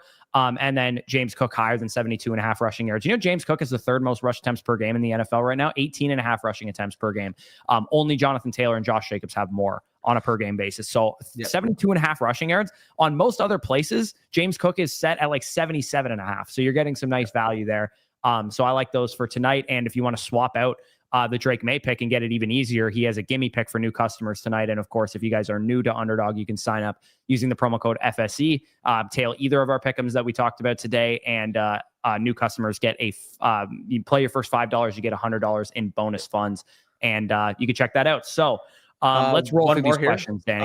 After I talk about my wide receiver one, because I was sorry, I forgot you had that one. So you're totally good. You mentioned the Stephon Diggs logic. No real need to rehash it, but we did see they took the training wheels off of his usage last week. 82% of the routes, 41% of the targets. Weeks 1 to 3, they're kind of using him sparingly. Old wide receiver coming off of an ACL. I really do think, like I said, he gets that full usage, and this team is in need of an alpha wide receiver. So I have him as wide receiver 27 this week. I have him aggressively ranked. I think he smashes the higher on 8.85 fantasy points. Wow, voice crack is crazy. Big voice crack. Cortland Sutton lower than 56.5 receiving yards. I mean, we talked about it during the week. I wanted to have Sutton higher. I initially had him in my top 12 wide receivers, but you just can't ignore this Philadelphia matchup, and you can't ignore the archetype of corner that Quinyon Mitchell is. I think there's just a possible scenario we see him shadowed on Sutton throughout the game, and he's expected to shadow him. Because the archetype of receiver Sutton is, he's not going to slide in the slot. He's not going to be moved around the formation. Like it's a physical corner versus a physical receiver. Right. So I will take the lower on 56.5. Again, I still think he's a fine fantasy play because he does have touchdown equity. You should still get volume, but I just don't think the efficiency is going to be there for Sutton. Tedrow McMillan, very easy matchup. Top 2 in terms of matchups against the pass this year, the Dallas Cowboys and the Miami Dolphins. You can carve up this defense. You can carve up that secondary. Tedrow McMillan, 28% target share on the year. So we love that. And then Michael Pittman, this one was interesting. It was about 1.4x for him to score a touchdown this week. He scored 3 touchdowns in his first 4 games. The Colts are implied for over 27 points, and the Raiders are a pass funnel defense. So to me, I'm like, okay, 0.5. He's done it 3 or 4 times, and we're getting juice on the higher here. So you plug those together, you add the 30% profit boost, $10 to win 109. And fun fact, the wide receiver pick'em in the last 2 weeks has actually hit. And last weekend, both the running back and wide receiver pick'em hit. So we're a little bit on a hot streak. I'm not used to saying this, considering if you guys watched them last year, definitely wasn't this hot, but we move. Yeah. No, we're in pretty good shape. And I've been doing decent on the island games as well. The last 2 weeks, I believe. I didn't hit the Sunday night game last week, but we were like this close to hitting a 15x right? or whatever on Monday, and then I hit Thursday last week as well. It was like the Tua, he went like 0.4 higher on his fantasy points, right? Yeah, if he had thrown another like 50 yards passing or something, or rushed for 10 yards, I would have hit I think it was a 10x. Zach, if your start sits on the site, then we will be answering it. Yeah, we got to boogie through these questions. Yeah. We still got about 45-ish, 50-ish to get through. So let's get into it. Dang shoot, I'm 2-2. Should I do this to win now? I think Hurts can score 90% of Allen this year. Dynasty impact. So it's a dynasty league. It is one quarterback. It's not super flex. So you're getting a small downgrade at quarterback, and then Adams in an early second. Can you get like a production piece then instead of the early second? The early second, don't get me wrong, is fine, but if you are getting this offer, this means that this guy really wants to upgrade to Allen. And for me, if you can get a productive running back for this instead, I would rather do that. Yeah, let me just quickly see if there's anybody worth about a mid. Holy shit, what is that top team? Go up. Holy cow, yeah, this guy's got a good team. Yeah, really good shape of that team. So this is his team, right? Yeah, he's got Josh Allen. So his opponent would have Jalen Hurts plus Devontae Adams. I mean, Mike Evans, would he throw in Mike Evans as well, or Alvin Kamara? Yeah. Like that, those are the two obvious ones that would give you production. Yeah, I would agree as well. Yeah, I would rather those guys personally. He also has Travis Hunter for what it's worth, and you never know. Travis Hunter is a weird asset for some people that some people want to give up on. So if he'll give you Travis Hunter in addition to Devontae Adams or something, and even if you had to add a second on your side, I would definitely consider that, just because Travis Hunter is one of these guys that varies league to league. Definitely inquire about him as well. But yeah, that is the way we would go about that deal, is that we'd probably do it. We would just rather have a productive asset instead of the early to mid second there. So loss 63 here. I received Quentin Johnston and AJ Brown, redraft 1 quarterback, 12 team, in exchange for Brian Thomas, Khalil Shakir, and Ricky Pearsall. And I think this is pretty easily Quentin Johnston and AJ Brown for me. Yeah, I would agree as well. AJ Brown, even if you're super high on AJ, or I mean super high on Brian Thomas, and BTJ Jr. are basically in the same boat right now. They're kind of just wash out for me. Yeah. I agree. I would go with the right side here. Also, this is relevant to you, Jay Glazer. 14 seconds ago, Lamar Jackson has outside shot to play in week 6. Okay, that's good. I mean, if I would prefer them. Like, I have Prescott. Like, I'm fine. I would prefer them to actually just let him rest until after the bye, because it's a 2.5 or 3 more weeks basically that he gets to rest, as opposed to 6 days. So I would just rest him if I were in. But here's the thing: if Baltimore is 1-4. Then, like, if they lose to Houston today, like, they're probably going to need to play them, or else their season might be over. So I think if they win today, like, who do they play next week? Do we happen to know? Let me just take a look really quick. Because if they play like a team that's like a good team, then that could also influence the decision there as well. Rams. Yeah, I mean, he might need to play in that game, especially if they lose to Houston this week. Also, I have a start sit voucher I still had to pay. Am I confused on how it works? You shouldn't. If you have a start sit voucher, you shouldn't have to pay. Yeah, you should. If you have a start sit voucher, again, make sure to go to your My Account page. It should show which vouchers you have first and foremost. But then when you go to check out on the personalized advice tab, you should just be able to use your voucher as opposed to paying to it. Zach, just let us know if you have any trouble with that, and drop your username in the chat if for whatever reason you can't figure it out. We can always Also, I think Freak's got it. You only have to pay if you add characters to the message. Yeah, you'd have to pay. That would be why. Okay. That makes sense. Fields over Kyler with ease this week, with absolute ease. AJ Brown, Godwin, Brian Thomas Jr. I'd probably still go with AJ, to be honest. Let me take a look. Judkins doing Judkins things again. BTJ, I have a wide receiver 23. AJ, I have at wide receiver 21 this week. So I would go with AJ. Yeah. And then in the flex, you're going, I'd start Rico Dowdle over BTJ and Godwin easily. I would even start Rashad White as well. Oh, shit, I didn't even see Rashad White too. I mean, you're not going to start Rashad White over any of the other running backs, but let me actually take, sorry, that was the one thing I actually forgot to adjust, is the Chuba Hubbard. Let me take a look. Chuba Hubbard, you were out of my rankings this week. Yeah, I have Rico Dowdle was a top 17 running back for me in yesterday's video. Like, he's a great play this week. It's the Miami freaking Dolphins, man. Like, dude, trust me, I agree. He's a great play this week. I do prefer him to Rashad White of the two. I have Rashad White. Be sure of Rashad White at 20, Woody Marks at 19, Rico Dowdle 18 is how I have it ranked. Wow, you have Woody a lot higher than I do.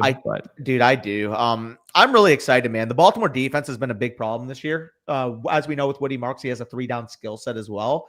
Like, genuinely speaking, I just think they're going to keep seeing this guy get touches over Nick Chubb and think, why would we ever give Nick Chubb the ball again? Yeah, probably. Like, he looked good. Yeah. I think I was higher on the prospect too. Yeah. Yeah, for sure. I'm going Rico though in this specific question for sure. I think Rico's a great play this week. Your boy Rob here. Who should I start my flex spots? Okay. Rashad White, Dallas Goedert, AJ Brown, Chris Godwin, Tony Pollard. I mean, the lock here for me is Rashad White. Like, I think he's going to get a big workload today. And if you recall that last time he played the Seahawks, he had that brutal stiff arm where he just absolutely put a guy on his ass, which was electric. I think it was Devin Witherspoon too that he did it to. But AJ Brown would be my other option between the two. I don't know if you would start AJ Brown over Higgins or Godwin, but I personally would.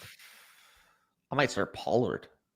Oh, fuck Spears no. is playing. Spears is playing. Yeah, Spears is playing. Right. I'm going to drop Pollard in my rankings. Also, even with the 90% workload, Pollard hasn't crossed like 12 fantasy points in one game this year. No, you're 100% right. The Tajay Spears factor I forgot to put into my ranking. So I moved Pollard down to like RB 30 this week.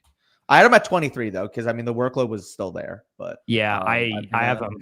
He's RB 29 for me. Like, I just don't think he's fucking good at all.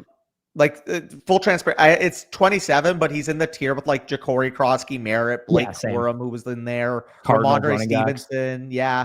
Oh, I have the Cardinals running backs a little bit higher than you. Well, Michael Carter specifically is just because I have him aggressively ranked compared to I didn't know how to rank them, so I have both of them ranked at 26 and 30 respectively, and I'm just like, whatever, we'll see who gets the workload. I'm not like, if I had to make a decision on the Cardinals running backs, I would prefer not to have to make that decision. Like, for me in my home league, I have Bijan on bye, so I have to start Amari DiMercado, but if you're in a position where it's like DiMercado or Woody Marks, it's like I would go with the guy who I think is more likely the starter in Woody Marks. Yeah. No, I would agree there. Also, this fucking Browns game is just... There's awful. A lot of good special team play out here, though. I've seen a lot of downed punts and shit. Running back wise here, you're definitely going Michael Carter over Kendre Miller, I assume. Wide receiver, Tedero McMillan is going to be the lock there for sure. Also, real quick, I have Carter ranked higher, but I do have Kendre inside my top 30 this week. This is a sneaky spot against the Giants because, like I said, they struggle. Inside the top 30 is high, man. I don't have them nearly that high. Giants really struggle against gap runners, and the Saints they struggle against the run, period. But yeah, but like specifically gap concepts in particular. And he got a higher carry share than we've ever seen last week. On top of that, the Saints are implied for 22 points, which is about as high as you'll ever see the Saints implied this season. Like, straight up. Darius Slayton, Malik Washington, Jalen. I think Jalen Tolbert's the best option here. Without Kevontae Turpin's out for the game, I believe, as well. So that should increase his reps and whatnot. And then it's Slayton versus Malik pretty much. And I would probably go with Malik Washington of the two. I would go Slayton. Tougher matchup for Malik. Darius Slayton, we also saw last year when Malik Neighbors missed, was actually being used down the field as that true X wide receiver. I do prefer Wan'Dale straight up over him, but I actually like both Giants receivers as top 40 wide receivers this week. Okay. Yeah, I'll roll with Slayton. I don't have a huge lean there. And then in the flex, you'd be between... I mean, Fannin would have been the play that I would have went with for sure. If he had Malik. Yeah, I'm hoping you would have played Fannin, but if you didn't play Fannin and you have to make this decision, it would be between Kendre Miller and Malik Washington. And I personally would go with Malik Washington. I'm not as high on Kendre Miller this week as you are. I do think that part of that it could end up being an anomaly, the usage he got. I'm a little nervous for Kamara's sake that he's starting to work into the backfield more, but I'm not like going to call him anything more than he's in my desperation flex tier with like the Tutons and the Kareem Hunts and the Nick Chubbs and the Sean Tuckers of the world this week. It's like the argument of like top 30 running back versus top 45 wide receiver in a PPR, but it's in a week where bye weeks are happening. So the top 30 running back would typically be like RB 36. Yeah. And also like sometimes when you're desperate, you kind of just want to throw the wide receiver out there and just hope that they get the targets or the big play or whatever. Washington is the type of guy where like a Jameson Williams, where obviously he's not Jameson Williams, but we know like the speed element, he's got big play element, yak element. I mean, we saw what he was able to do, for example, in college. In that preseason game for the Dolphins, the first week too, he had like a 40-yard touchdown where he made like 5 guys miss. Oh yeah. But yeah, Sidekick Kid here has some of these players are on waivers, considering who to start, sit / keep, drop, have Kittle on IR. Okay. So I mean, Herbert's the best option very clearly at quarterback, right? Between Herbert, Bo Nix, we're talking about Loa Jackson Dart. Definitely. I do have to address one thing though. What's up? So earlier this week, I had Bo Nix a lot higher than I do now. I'm a little bit more worried about this Broncos passing offense, so I did have to lower him within the tier. But I think somebody had asked, would you start Daniel Jones over Bo Nix? And I said Bo Nix at the time. If you're watching this right now, I have Daniel Jones about 4 spots higher because I readjusted that. Yeah. So yeah, no, that's definitely fair. He's a little bit sketchy of a play this week against the Eagles defense for sure. Jamison Williams, Keon Coleman, Jerry Jeudy. I mean, Jerry Judy's already playing, but I don't think he would have been your option there anyways. It would probably be between Jamison Williams and Devontae Smith, and JMO, like, you'd have to pry him out of my lineup this week against the Bengals, man. Like, he's got to be in your lineup. He's so likely to catch like a monster touchdown. And then Hunter Henry easily, and then Devontae Smith would be my preference in the flex, I think. I'm going Juwan over Devontae. No way. No way. Like if we have no reports about the snap count, absolutely I would. Really, eh? I would say no way, just because I think that this is like a squeaky wheel game. I think they're going to throw the ball a little bit more to try and keep AJ and Devontae happy, and Surtain is going to be on AJ too. I mean, Denver's a run funnel defense is the issue. Like they are, but their best corner is going to be on AJ. For sure, but if like they're moving the ball on the ground, we've seen from Philadelphia, like if they don't have to throw the football, they will not throw the football. And to me, I don't think Denver's the type of defense that can stop them from running the football. I mean, but who knows? Is on Denver, just so you know. Like most of the sharps are betting on Denver to win the game. I honestly think the Eagles are going to win, and you'll never hear me wanting to spew pro Eagles stuff because I fucking hate that team.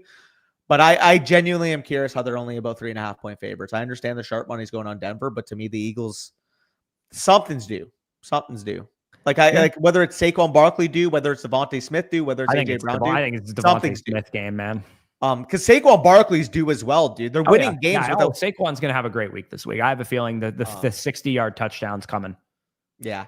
I'm cool going Smitty if you want. I do really like Juwan though still. Yeah, I don't mind him. If he wasn't coming in with an injury, I would be fine with that. Also, it is a good matchup. We are never going to have this conversation ever again about another player, in my opinion. It's never going to be an issue ever again. Like Travis is one of one.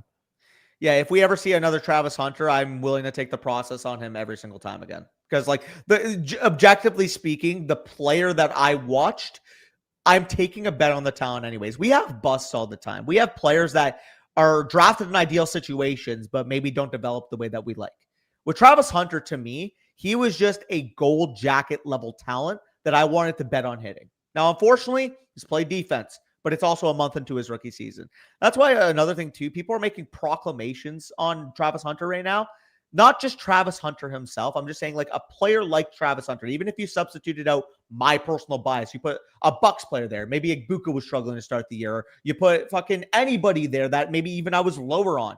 I would say the same thing. We're a month into his season and he hasn't gotten a full snap share. Let's just see what it looks like when he does. That's all I've asked for from the whole period of time during this month. Yeah. Yeah. Because you could, again, if you're a big TreVeyon Henderson guy, you could say it's a month into the season. I'm not worried about TreVeyon Henderson. It's a month into the season. I'm not worried about Caleb Johnson. I'm not worried about, you should be probably a little bit about him. I'm not worried about Luther Cam Ward. I'm not worried about Colston Loveland. I'm not worried about Cam Ward. Like you said, like before Jackson Dart was even starting like a week ago, like I'm not worried about him. So yeah, we definitely have to have some patience on these guys for sure. But yeah, we got like tons of questions. So we got a bogey here. Yeah. And we'll have a whole probably diatribe and conversation about it tomorrow. When we hop on live, but today specifically, we got to keep darting. Like you said. Scadaboo, Travis Etienne, Rashad White. I have Scadaboo the highest of this group. Yeah, I don't hate that take. I have Scadaboo ranked RB. Scadaboo's at RB 12 for me this week. Yeah, that's exactly where he is for me. Debo coming in without being on the injury report. He's got to be in your lineup for sure against the Chargers there. And then in the flex, it would be between Harrison and Etienne for me. As much as I like White this week, I think Etienne's the better play. And then Harrison would also be in consideration for me. I think Harrison may have turned a corner, man. I'm willing to say that I'd probably go Harrison here. I think I would agree as well. Etienne, though, would be very close. Also, Arthur, the people that were QJ believers that I believed in them in the last few years, do you think they're talking about take lock right now? Yeah, no. And again, we're talking 4 games into a rookie season, not 2.5 years into his third season or whatever. So. Well, that's what I'm saying. It's like, yeah, sure. I wish that he would come out. It's just people wanted to be down on Hunter. So that's why you're seeing him dunk right now. Like it's the same people that are dunking on Shadur because Shadur mimed a press conference. Like everybody who didn't like Shadur is feeling great right now because he looks like a dummy. Yeah. It just takes the one game for everything to flip. Yeah. Yeah, exactly. Everybody's pretending they were pro Dart. Like I remember being out here on Dart Island 2.5 years ago, and nobody was with me. Nobody liked Jackson Dart. I remember I put a tweet out before the 2025 or the 2024 college season. Who's going to be QB1 in 2025's class? Cam Ward, Shadur Sanders, Drew Aller, some of the guys we expected to be the top quarterback in that class. And I put Jackson Dart's name in that tweet. People were like, Jackson Dart? And they put the clown meme, like where the Army guy, where there's the one guy that doesn't fit in. No, people don't like him for some reason. People did not like Jackson Dart, man. Hey, you know what's so funny now? They see, he's answering press conferences tough. He's got aura. Like everybody's saying that now, but when it actually came to watching Jackson Dart, nobody said that. And I never was where you were at on Jackson Dart. Like I think he was my quarterback 4 in the class. I did have Shadur higher. Who was the other quarterback that was high that slipped? I'm trying to think. Quarterback Shadur. Milrow. Yes. I had those 2 ranked above Dart, but I mean, that's revisionist to say that he's not at least very clearly a top 2 quarterback asset moving forward. And possibly if you want to rank him over Cam Ward, like I don't think you're outrageous over Cam Ward. Don't think that's outrageous because I mean we talked about it on the Dynasty trade targets. What if he does have that Bo Nix ascension? Because I mean everybody was saying 4 weeks into Bo Nix's tenure, like, oh well, you got to sell high. Like this guy's not very good actually. He's just getting lucky. Like people want to make excuses when a player's producing. This is a good point by Scribbles. Yeah, Arthur, I would like you to point me to a good redraft pick that came out of the 6th round. That wasn't a Meke Buka or Romo Dunze, because those were the only 2 good picks in the rounds 3 to 6 range of fantasy draft period. So, saying objectively Travis Hunter was a bad redraft pick. Okay, maybe, but like it's not like you and I sat here and said he was going to be dominant from week 1. Like he's a rookie receiver. We also kind of like, let's revisit this in 5-6 weeks from now. Obviously, I expected him to be a lot better than he has been. I'm going to take that on the chin. I'm going to be accountable. I said chin. I'm going to be accountable for it, but also like, guys, fucking relax. Like it's week 5. Like if he goes out in week 8 and he plays 78% of the snaps and he scores 2 touchdowns, like everybody's going to be like, like everybody should have been patient on Travis Hunter. Of course he was always going to work out. 2nd overall pick, generational Heisman, and people were worried. Like people do this all the fucking time. It's confirmation bias. Whatever's going on at that current point, people will act like you were stupid for thinking otherwise going into it. Yeah. I disagree. He looks better on offense to me. I disagree. Yeah, I agree. But again, we'll revisit this in a couple of weeks. But yes, we should maybe have factored it in more. But like, he's playing on like people were factoring it in as if he wouldn't play offense at all. Like he's playing a lot on offense, and he's playing more on offense than he's playing on defense too. Well, like recently, because a couple weeks ago he wasn't, but last week he only played 9 snaps on defense. He got pulled. Yeah, we were much more in the camp of he might just be so good that he can do both. Like that was much more our belief of it. Like my take was he's got Morab Devashili level cardio. And for all the UFC enjoyers, they'll know exactly what I'm referencing. That guy will get into a scrum for 4 minutes in a round and then come out of the round smiling ear to ear with no sweat on his face. He's Khabib. DK Metcalf and Tucker Kraft is probably the side we're leaning with in this trade, right? Between Pittman, Io Manor, and Strain. Yes. Yeah, I think those are just the 2 best, like 2 of the 3 best assets in the deal there. So you feel pretty good about it. McLovin 2000. Why the fuck would it be between that or Muhammad? Sorry. Rico Dowdle, Amari DiMercado. Rico's got to be in your lineup here, I think. With Hubbard out and Jacobs on bye, you feel really comfortable with him. And then Flowers over Shaheed, even with Cooper Rush, I feel confident that Flowers, even with Cooper Rush, man, Flowers was getting targets at the end of that game, and he'll probably have 3 to 5 design touches in this game too. Yeah, I don't mind that. So yeah, we can roll through here. Touchdown Jesus, shout out. So in the flex, I mean, Brees is your best option with Pearsall out, Odunze on bye, Juwan Jennings coming in banged up. I mean, you're going to start Hunter over those guys, and then I think your lineup's set otherwise. Pierre 11, Justin Jefferson for Ricky Pearsall and Ashton Genty. I'd be cool going for Jefferson for this price tag. I think it's pretty reasonable. Yeah. 10 teams start 9, a little bit of a deeper format. So Pearsall going to be a little bit more, check the wire in a format like that. But I think I like Jefferson here. Check the wire. It could still be shallow benches. So theoretically, if you make that move, you could even still potentially pick somebody up. Christian like Kirk, Tootin, touchdowns. Tootin. Yeah. Yeah. Some names he lost Neighbors. Again, I have no idea why the devs are fixing this issue of why Neighbors is still showing up in my rankings. I don't know why he is, but you can drop Neighbors, first of all. You can drop Neighbors. You can create another bench spot. You can get Baishal Tudor and Josh Downs and Christian Kirk and whoever the fuck you want there. You want Colson Loveland because you want to trade one of those tight ends as well. You can do that. Having he Tyler want Warren with Warren and Kraft, and give it a rest. I'm making conversation. I know, but no one wants Colson Loveland here. To give you an idea, I dropped Colson Loveland in my home league, and I promise you nobody's going to pick him up coming off of his bye week. And I dropped him knowing I would just get to pick him up again, and the same thing would happen in the flock league, just so you know. Huh? You could drop Loveland and pick him up next week. I guarantee that would happen. Maybe. We make content for a fucking living, and you don't think the content that somebody in this league would get for picking up Colson Loveland after all I've said about him? I don't want that. It seems a little tinfoil hatty to me, dude. I could I'll view him as a back end tight end too rest of the season. Buddy, I don't want to be fucking stuck with Dalton Schultz or Chiga Okonkwo, respectfully. I know, but you drop them after this week. You have Kraft for the rest of the season. You pick up a handcuff running back or something. Colson Loveland's better than any handcuff running back that's available right now. I evaluated those options, and to me, if I'm going to have 10% win equity anyways, just give me the guy that I think projects better rest of the season. I thought about all the options. So there are people, Danny's a dumbass. He can't start a full lineup. They're commenting in the flock league. It's like, buddy, you didn't think I fucking thought about the fact that I'm not starting a full lineup? What are we doing here? Yeah, is that your Sand Eater voice? Nick Chubb, Ollie Gordon, Trevor Etienne. Which one do you like here? Chubb, Gordon, or Etienne? I like Gordon the most here. Really? I have Chubb the highest. It's gross, but I think you just have to plug your nose and hope that he gets 50% of the touches. He won't. That's the issue. He won't. But he might. But he won't. He got 32% or 42% of the touches last week, and all we've heard from D'Amico is he wants to get the Woody. All we've heard from D'Amico is he wants to get Woody the ball more. Holy fuck, speech is hard for me sometimes. Okay, well, fine. I'll roll with Gordon there. I don't really like anybody there. Wan'Dale Robinson, Jacoby Myers. I mean, you got to go Jacoby, I think, right? Without Bowers out there, he's just going to get fed targets. The top 20 receiver for me this week. I think I have him at 18, actually. Yeah, and then your second flex is probably easily Wan'Dale Robinson, I would imagine, given the Malik Neighbors injury. You feel good about him. Yeah, no, you definitely feel good about Wan'Dale Robinson. I mean, if we were to put outside of the top 20 wide receivers in fantasy, the guy I feel most confident is going to get 9+ targets this week is Wan'Dale Robinson. Now we'll see what he does with the 9+ targets, but I just think he's going to get fed. Okay, 33 questions in 30 minutes is what we got here. So Amari DiMercato, Rico Dowdle, Sean Tucker, easily Rico Dowdle for me there, not even close. And then flex wouldn't play any running back over them. Yeah, nothing really to speak of there. The real PK, pretty straightforward. Preston W here.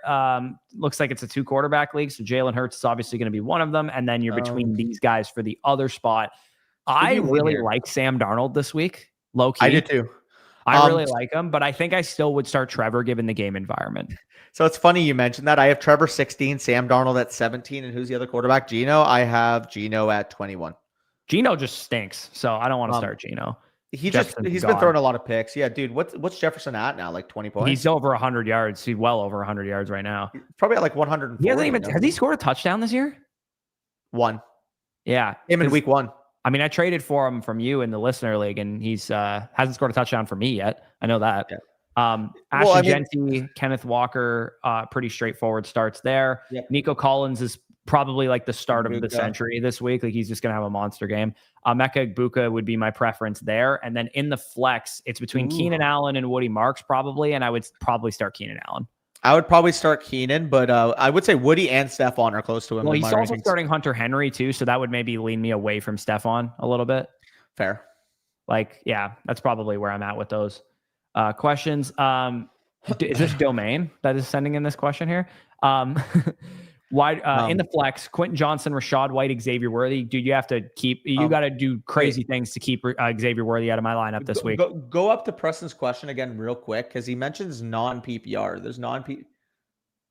It's a no PPR league. Keep that in mind. Actually, okay. So I would still start Keenan Allen because he's been scoring touchdowns. Give me Woody Marks over Keenan Allen and non-PPR. Really, I think PPR helps Woody Marks also, but it helps Keenan Allen a lot more. Okay. I guess I would go Keenan Allen, Danny would go Woody Marks, and then otherwise everything else stays the same for us. That's right. I saw Worthy here. QJ or Worthy. I have Worthy at 10, QJ at 12, so I'd go Worthy by a hair, but Jesus. Yeah, that's a good I actually, so for what it's worth, I would actually sit McMillan here. I would go QJ over McMillan. I have McMillan one spot higher. I have McMillan 2 or 3 spots lower than QJ. So all three of these receivers, Worthy, Igbuka, and QJ and McMillan are all top 15 plays for me this week. I don't think it's outrageous, but like it's the Miami Dolphins secondary, and you're talking about a 28% target share. Like I just talking about relying on Bryce Young versus Justin Herbert. Sure, but like the rent is due. Like T-Mac is due for that fucking He's game. due. You're right. He's very due. But like if you want to go, because like QJ's been so good and he's a great play in his own right, I don't blame you. But I do have Tedero McMillan one spot higher just because I think this is the week. Yeah, I have QJ 13, Tedero McMillan 15, Xavier Worthy 12, and Emeka Egbuka 8. So these guys are all very, very good plays for me. So if you want to leave McMillan, and I'll capitulate on that. That's fine. I would start both over Jamar this week. That's totally fair. I mean, I just principle wise, I've kept Jamar still ahead of those guys because I'm going to give it one more week of seeing what Browning looks like. I still have him at 7, but one more week of Jamar looking bad and Browning looking terrible, I'll put him down into Proneath, do not do this. No, don't do that. Yeah, definitely. Nope. Yeah, definitely don't do that. That's a lot of heaters on the line there, though. A lot of good assets, but I would hold your side there. Shiny Gazebo, James Cook for Saquon straight. They're back-to-back in my rankings. I don't have a confident take on who I would prefer rest of season, to be honest with you, because I think I can make the argument that if Saquon gets back to Saquon things, he could win this trade easily. But I also don't want to trade James Cook the way he's playing right now. Like I would just hold because you have the guy who's performing better at the moment. So I would just hold. Call me crazy, dude. Just seeing that on the screen actually made me raise Cook over Barkley in my rankings because the more I looked at it and thought about it, he's getting the Barkley workload and he's on a much more fantasy-inducive offense. Inducive, whatever. Conducive, whatever the inducive, I believe, is what you do when a woman's in labor, right? Whatever the key word is for like a good environment. Conducive, inducive. Well, you know it is. It's a fucking physics term. I didn't know which one was what. Maybe induction for physics would maybe apply to that. Maybe you're not totally off base for sure. But yeah, inducive, tending to influence or to lead on. So like. Yeah, I think the word you meant was conducive, like because it's more conducive to fantasy points. Is I think the word you meant to say.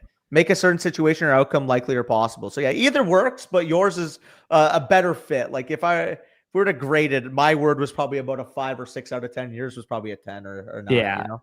Dart, Stroud, or Young at quarterback. Dart, Stroud, or Young. Dart. This week, Dart. Streamer. Dart rushed 10 times and had over 50 rushing yards last week and now gets the Saints. So I have Dart the highest as well, but him and Stroud are back-to-back in my rankings within the same tier. So it is a close decision point for me, but I would actually prefer Dart to Stroud slightly. I'm going to put Stroud in because I can't answer the question otherwise, but yeah, I would also go with Jackson Dart there. Amari DiMercado, Jordan Mason. Again, unfortunately, you would have had to make this decision already, and I would have went with Jordan Mason, who did score a touchdown, so feel good about that. And then Amari DiMercado versus RJ Harvey, I guess, would be the other decision point here. He duplicated everybody in this question, but Amari DiMercado over RJ Harvey for me. And then Marvin Harrison versus Brian Thomas Jr. I think you got to go Marvin, given how BTJ is playing at the moment. Sorry, I was getting confused because I saw multiples. I know there's so many different names here, but I think you got to go Marv there. This week on Danny versus English. I'm ranking anything now. Running back. So, shout out DCA, White. By the way. Yeah, the classic DCA. Can you tell me what it stands for? Dick Cheese Accumulator, baby.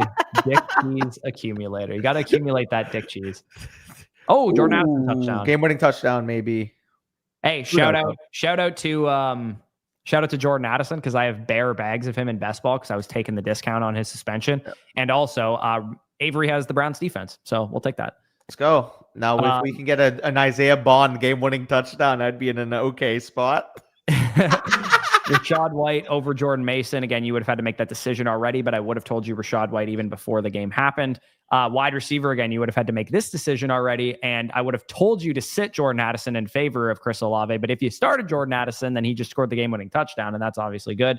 Tight end-wise, you are, in fact, going to have to sit Brock Bowers because he is not playing, and then in the flex spot, it would have been between Addison and Mason, and I actually would have preferred Addison at the time, even still. So I probably would have gone with Addison because it was a tougher ground matchup than an air matchup.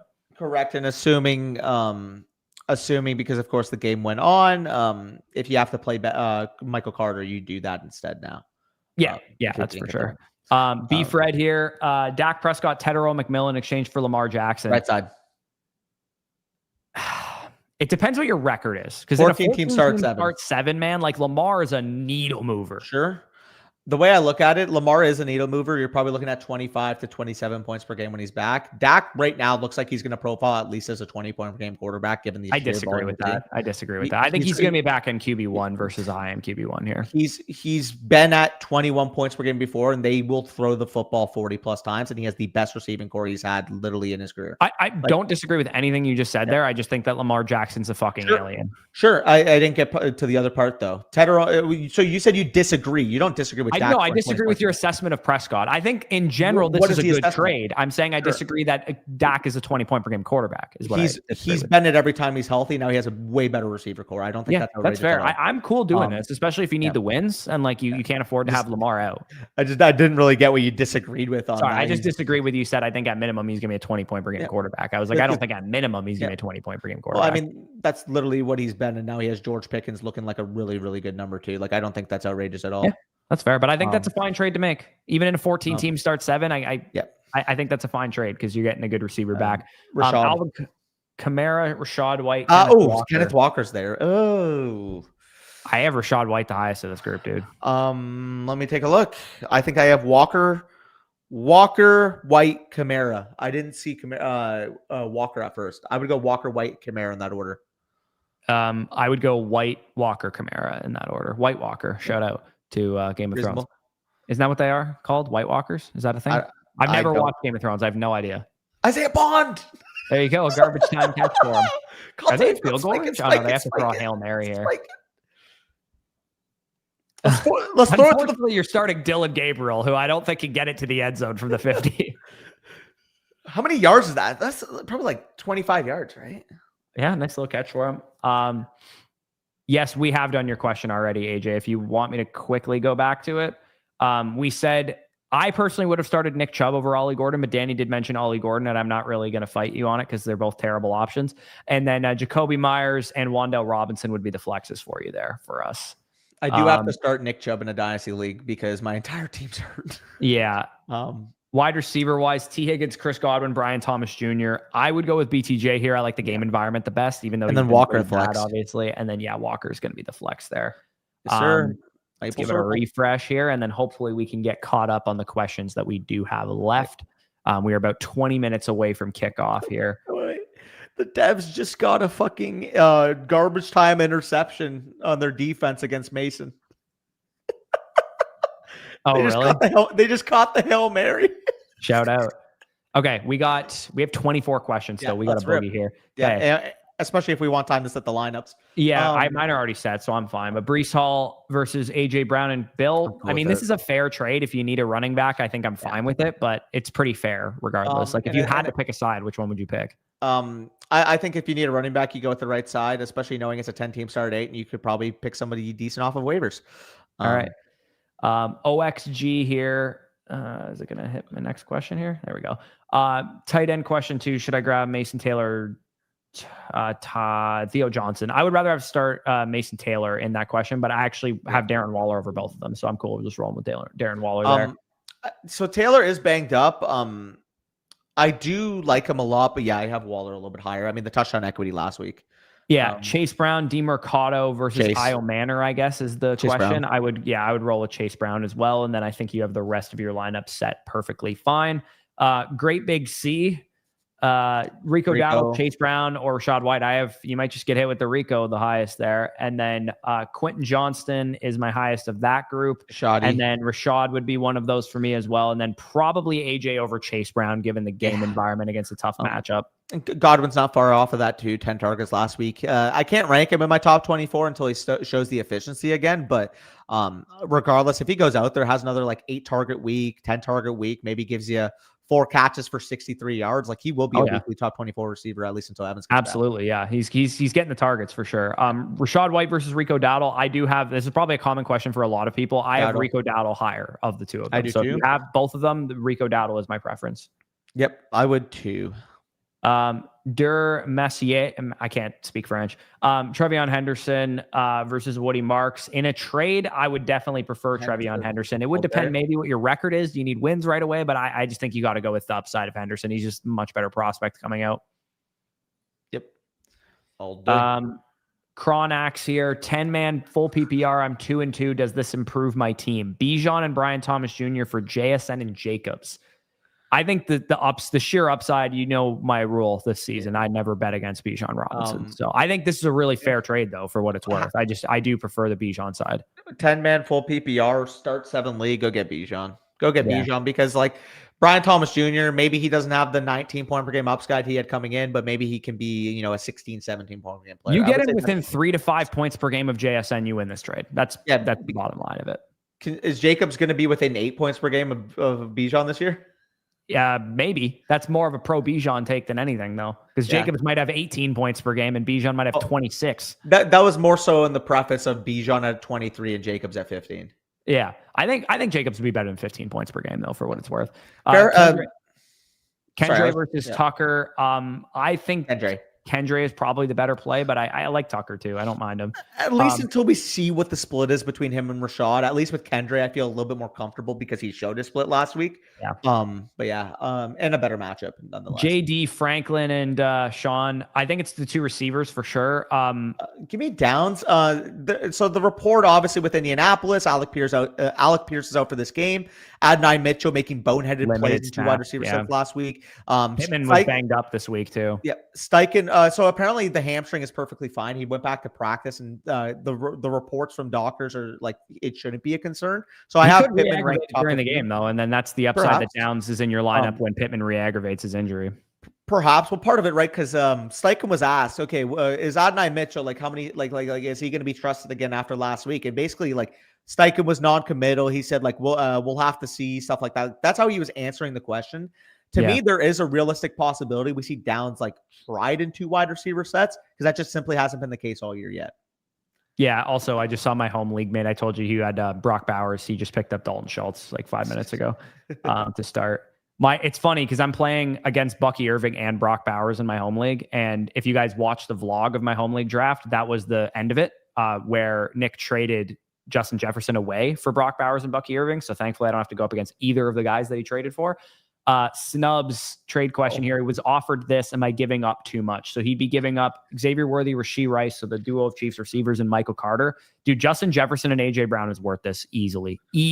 I'm taking Justin Jefferson and AJ Brown. Easily. Yeah, I would too. Carter's a throw-in in this 2v2. I do like the Chiefs receivers more than you do, but Jefferson is Justin Jefferson. AJ Brown, you get the upside there too. Even if you just wanted to say AJ equals Xavier Worthy, I would still take Jefferson. I don't think it's outside the range of outcomes that AJ still equals Rashee Rice at some point during the season, even though you probably disagree with that. Completely disagree, but that's fine. This week also, traded Genty, JK, Ferg for Gibbs, Addison. Is this a W trade? He had Chubb, Benson, Gibbs. What's up? Cowboys down 4 starting offensive linemen, by the way, this week. Not great. Not fun. Tyler Smith, only in case of emergency will he play, is the report. Okay. We have 14 minutes. Yep. Genty, JK, Ferguson for Gibbs, Addison. Is this a W trade? Yeah, I think so. I think Gibbs is so valuable, man. I think Genty and JK and Ferguson alone is probably worth Gibbs, and you get a free Addison. Yep. Let's see, JB. There you go. JB, Baker, Gibbs, Saquon, JS. Okay, so this is just the rest of his team. I want the left side. Swift, JMO for Worthy and Tootin. Yeah. I want the left side. I mean, Swift and JMO are just not going to burn you too much, to be honest. That's why I'm kind of just like Worthy can burn you the hardest. If you're worried about the injury, I think that this is a decent return. Like, for example, if I were to do this in the Flock League and I was really desperate at running back to get some touches in DeAndre Swift, like, this is a pretty fair trade overall. I think you prefer Tootin and Worthy a little bit more than I do, but the upside is definitely Tootin and Worthy. Unless you're desperate for running back production, straight up, I would rather roster Tootin. He has Gibbs and Saquon. That's what I mean. When you have those type of guys and a Swift or a Tuden, like they're very seldom going to enter your lineup in these next couple of weeks. To me, just take the guy that if he does enter your lineup, it's because he's going to be a needle mover. If you're anything were to happen, downgrading your starting lineup by making this trade, because now your flex spot goes from Xavier Worthy to Jameson Williams or DeAndre Swift. Like there's not really any reason to do this trade because you also have like Harvey and Corum and Tuten for upside for your running back core. Jimmy Min 2 here or 22 tight end. Tucker Kraft's on bye. Colson Loveland's on bye. You probably go Darren Waller. I do like Taylor this week though. Good match. I don't mind him. Yeah, he's not bad. Henderson. I think I would probably start JD over Henderson, given all the stuff going on in Indianapolis's receiving court. It's too risky. I'll capitulate to Henderson. It's pretty close. To me, they're two guys that have snap rate question marks. I would take one is playing 30% though, and one's playing 60% or 70%. Yeah, I mean, 30% is relative too, because on top of that, it's a backfield. So it could very easily be the case where he just takes over the backfield. But I think with Josh Downs, it's not like he's just going to take over the wide receiver core. No, I do think that this could be the week where I've been waiting for a time where Josh Downs was going to be on the waiver video this year, where he was going to have the big game and be a guy that you could pick up. I think it will be this week that Downs has the big game. Just did this trade for Harvey. Did I get fleeced? So Harvey, Stevenson, Golden, and Wicks. There's a lot of fluff here. Wicks and Nathaniel Dell, who gives a fuck. So then it's Harvey, Ramondre, and Golden for Godwin, Debo, Mixon. I mean, it's a dynasty league, dude. Give me the Harvey side. Yeah, if this was a redraft league, it's actually still kind of close. But yeah, in dynasty, this ain't close, man. Golden and Harvey are clearly the best assets in the trade. All day. Go to Swell. Running back, he's considering JCM, so click onto that spot. I'd play Michael Carter potentially over JCM. It's close because I have JCM, Michael Carter, and Pacheco all really close together. We don't have a lot of time if I need to set my lineups. Okay, you can go and set your lineups if you need to, or just down and do it, and I can answer the question. It's not a big deal. Well, like we can get through these quick. Like I know we can. Okay, I'm not sure we'll get to them before like 5 minutes from now. Earlier in stream. We put the drill shot. We put them out at like 12 p.m. if you want to scroll back or give or take there. 5-0 need wide receiver depth. If bad trade, who to target? Reasonable, similar value. I would rather have Judkins, but if you can get up to somebody better, I would do it. Player 26 versus player 28 in my rankings. Yeah. Michael Pittman, Marvin Harrison. I would roll with Harrison this week because Pittman's coming in a little bit banged up, but I do like Pittman a lot this week. I'm putting Pittman in the flex very easily. I have Pittman over Marv. I'm not worried about the injury at all. It sounds like it's precaution. Okay, that's fair. Yeah, I mean, either way, they're both going to be the starts for us. 3-1 facing one of our 0-4 teams this week. Buys have rocked me, White or Daddle. I mean, dude, if you're starting White or Daddle as your options between bye weeks, I would prefer Daddle. He's not on your roster for whatever reason, but I would prefer Daddle for sure. Yeah. And then, you can't really do anything about your wide receivers because all you got is running back depth pretty much. Yeah, for sure. I wish I was starting quote unquote a gross White and Dowdle this week. Yeah, dude, I got to start DeMercado and Blake Corum in my two leagues that I care the most about. So I got to start two empty roster spots. Yeah. Obviously Hampton's going to be in your lineup. Barkley's going to be in your lineup. Wide receiver wise, you have Igbuka and Worthy are going to be in your lineup. Tight end, you said he has to drop somebody for. So I have to drop one for a defense. Who do I drop? And one for a tight end now. Okay. So go to flex. Go to flex. Who's he have that he can drop? Really good options that I wouldn't drop any of. You can't take the eat on defense then and figure out how to remaneuver your team after this week. I'm not dropping anybody. Yeah, there's no chance I drop anybody here, to be honest with you. Of the flex options, I would have said to start Judkins, but if for whatever reason you didn't start Judkins, then you could roll with McMillan, no problem. Yeah. That's literally me in the flock league. If you don't have, you got to take the L on both tight end and defense potentially this week. Like, unfortunately, you cannot drop like Chris Godwin for a defense. Like, it's just unforgivable. Absolutely cannot. We go to next. Sorry, I messed up earlier. Okay, with quarterbacks, I can't see there. Hampton and Achane. If this is Hampton, Achane, Mason's the way that I would have ranked those guys. McMillan, Igbuka, Chase. The way I'd rank them are Jamar Chase, Igbuka, McMillan. That's how I would rank those players personally, because I just don't want to sit Jamar Chase. But Igbuka, McMillan, Chase. Yeah, and then in the flex here, let's say it's Igbuka versus. Can we capitulate on Igbuka at wide receiver over Chase and put Devon Achane in the flex? Well, Achane versus Hampton are the two running. I guess. I mean, if I don't know. Chase is the worst He may option. have messed up how he submitted this team, but yes, if this is how you submitted it, then yes, we can go like this. But I just assume he has 2 running back spots and 2 wide receiver spots, and maybe just submitted this incorrectly. And Hampton and HN would be his running backs. Okay. And if that's the case, you just put the McMillan in the flex, Igbuka Chase is the receivers, is how you would fix that. I'm not sure if that's how you submitted it or not, but 1 and 3 in a tough bye week, need flex help, full PPR. So Charbonnet, Golden, Hunter, Darius Slayton. I mean, Golden's on bye, London's on bye, Kraft's on bye. So it's between Hunter, Charbonnet, and Darius Slayton here. Hunter, Charbonnet, and Darius Slayton. I have Slayton the highest. I would actually prefer Charbonnet to Slayton, but it's close. It would be pretty close. I like the game environment for Charbonnet to catch some passes. The Buccaneers allow the most yards per reception to running backs in the league. So I would prefer Charbonnet, but Slayton I would capitulate on. It's pretty close for me between those 2 guys. Fair enough. Oh, Dunze, Kraft on bye, Lamb out, full PPR, need help. So running back wise, you're going to go Kenneth Walker over Woody Marks. Wide receiver wise, JMO. Like I said, you got to rip JMO out of my cold dead hands this week because I think he's a great play. Woody Marks. I'd go Woody Marks and Smitty as the other 2 guys here. Yeah, we can do that. AJ, bench Lad for Wandale, start Dowdle. My flex is a mess. Appreciate any help Dowdle that you have. I'm going Dowdle for sure. And then your flex, you're playing McConkey, man. McConkey's a great play this week. I know he's been bad, and Jacoby Myers is the easy other one there for me. Pretty straightforward. MVP radius, quarterback wise, you're going Dak over Geno, no questions asked. Amari Hampton's going to be one of them. Rico Dowdle is going to be the other. Wide receiver, you're going to go Igbuka for sure, and then the other one will be between Franklin and Downs, and maybe Hollywood as well. I'd prefer Downs to these guys personally, but it'd be close. I have Franklin the highest of this group, but they are all in my 35 to 40 tier. I have Franklin at 36, Downs at 38, Marquise at 39.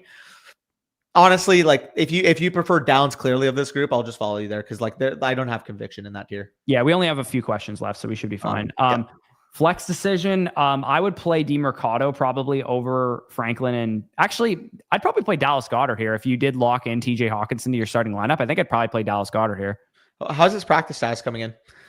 He's been practicing. He's been fine. Okay, that's fine then. Yeah, but if you played Goddard in your tight end spot, I'd roll with DeMercado there. MVP radius again here. Start sit question. Bo Nix versus Kyler Murray. Who do you prefer this week? Of the 2, Bo Nix. Yeah, I'd roll with Bo Nix as well. James Cook's going to be in your lineup. Chase Brown over DeMercado for me pretty easily. Emeka Egbuka is going to be in your lineup. Quentin Johnston's going to be in your lineup there, and then the flex decision is between DJ Moore. DJ Moore's on bye actually. Malik Washington, Rashid Shaheed, and Amari DeMercado. I think I would take the upside that DeMercado gets the bulk of the touches here, but I think Shaheed's not a bad play too. Washington isn't either, but I agree with you. They're also a very good matchup for Arizona. Yep. JJ Tota ship here. Amari and Hampton, Emeka Egbuka, Bijan Robinson, Lad McConkey. You know my rule. Always Bijan. Always the Bijan side. This is a I agree, but for what it's worth. Yeah, I agree, but that is a good offer. McConkey as well. Yeah, I agree, but that is like a really good offer. Refresh one last time here. I think we have like 2 or 3 more questions left. BPAT said he didn't want this answered on stream, but we did actually forget to answer this otherwise. This is actually the only other question we have. So we'll just answer it for him maybe. I don't know. Maybe I think I DM'd him the answer to the question earlier. I just can't remember. Oh, if you did, then we're cool then. Maybe I didn't. Either way, send BPAT a voucher otherwise, just because we're getting to this too late on Anyways, Malik Neighbors, Travis Hunter, Lad McConkey, Dynasty 2 quarterback league. He'd be getting Puka Nacua over Rashee Rice in a third. I don't even think I need to think about this. This is a good balance of players for sure, but I think I like the Puka side of this. Yeah, Puka side. I don't know, man. This is close. It's Dynasty, right? So Neighbors and Puka, yes, they're far apart right now, but when the season's over, how much further apart are they going to be? Hunter's a buy low. McConkey's a buy low right now. That is very close. That is a very good one. Also, I'm sending you a trade question. Can you get a usable lineup piece, like even if it's a vet instead of the third? Because if you can, I would do this. Because the thesis of moving from Neighbors to Nacua is Jacoby Myers that you get or something like that would be useful for sure. Yeah, if you can get like a Jacoby Myers, you can get like a veteran receiver, veteran running back. I would much rather do that. But yeah, that is a very competitive offer. It's just I wouldn't be willing to give up the free roll on Travis Hunter, which is kind of what I view this as. He's in a full rebuild too, man. I think I would. Oh, you're in a yeah, dude. Don't make this deal then. You're rebuilding. No I need. don't see Hunter on his roster for what it's worth. Maybe he traded Hunter in a different deal. No way. You probably sold low. I would say that maybe he sold them for like ones or something like that. But yeah, I would have held your side there personally. But yeah, appreciate you guys for tuning in. We can quickly go over our picks one more time just because we do have a few minutes here. You go first. Yeah, these were Danny's picks here. You guys can see them on the screen. Pittman, touchdown. McMillan, 64.5 receiving yards. Sutton, lower than 56.5 receiving yards with Quignon and Mobay on him. And then Diggs, revenge game. You like him to go higher than the fantasy points. I have mine here for Sunday Night Football. Drake May, rushing yards. Diggs, revenge game as well. Kincaid, basically not to score a touchdown because otherwise I don't know how you would hit that fantasy point total. And then James Cook, rushing yards. And then you had your running back picks here. We brought up the David Montgomery narrative for the Cincinnati hometown kid. And then we have Dowdle, rushing yards, going to get all the work. Achane to score a touchdown. And then, of course, if you guys are new, Underdog has a gimme pick today for new customers.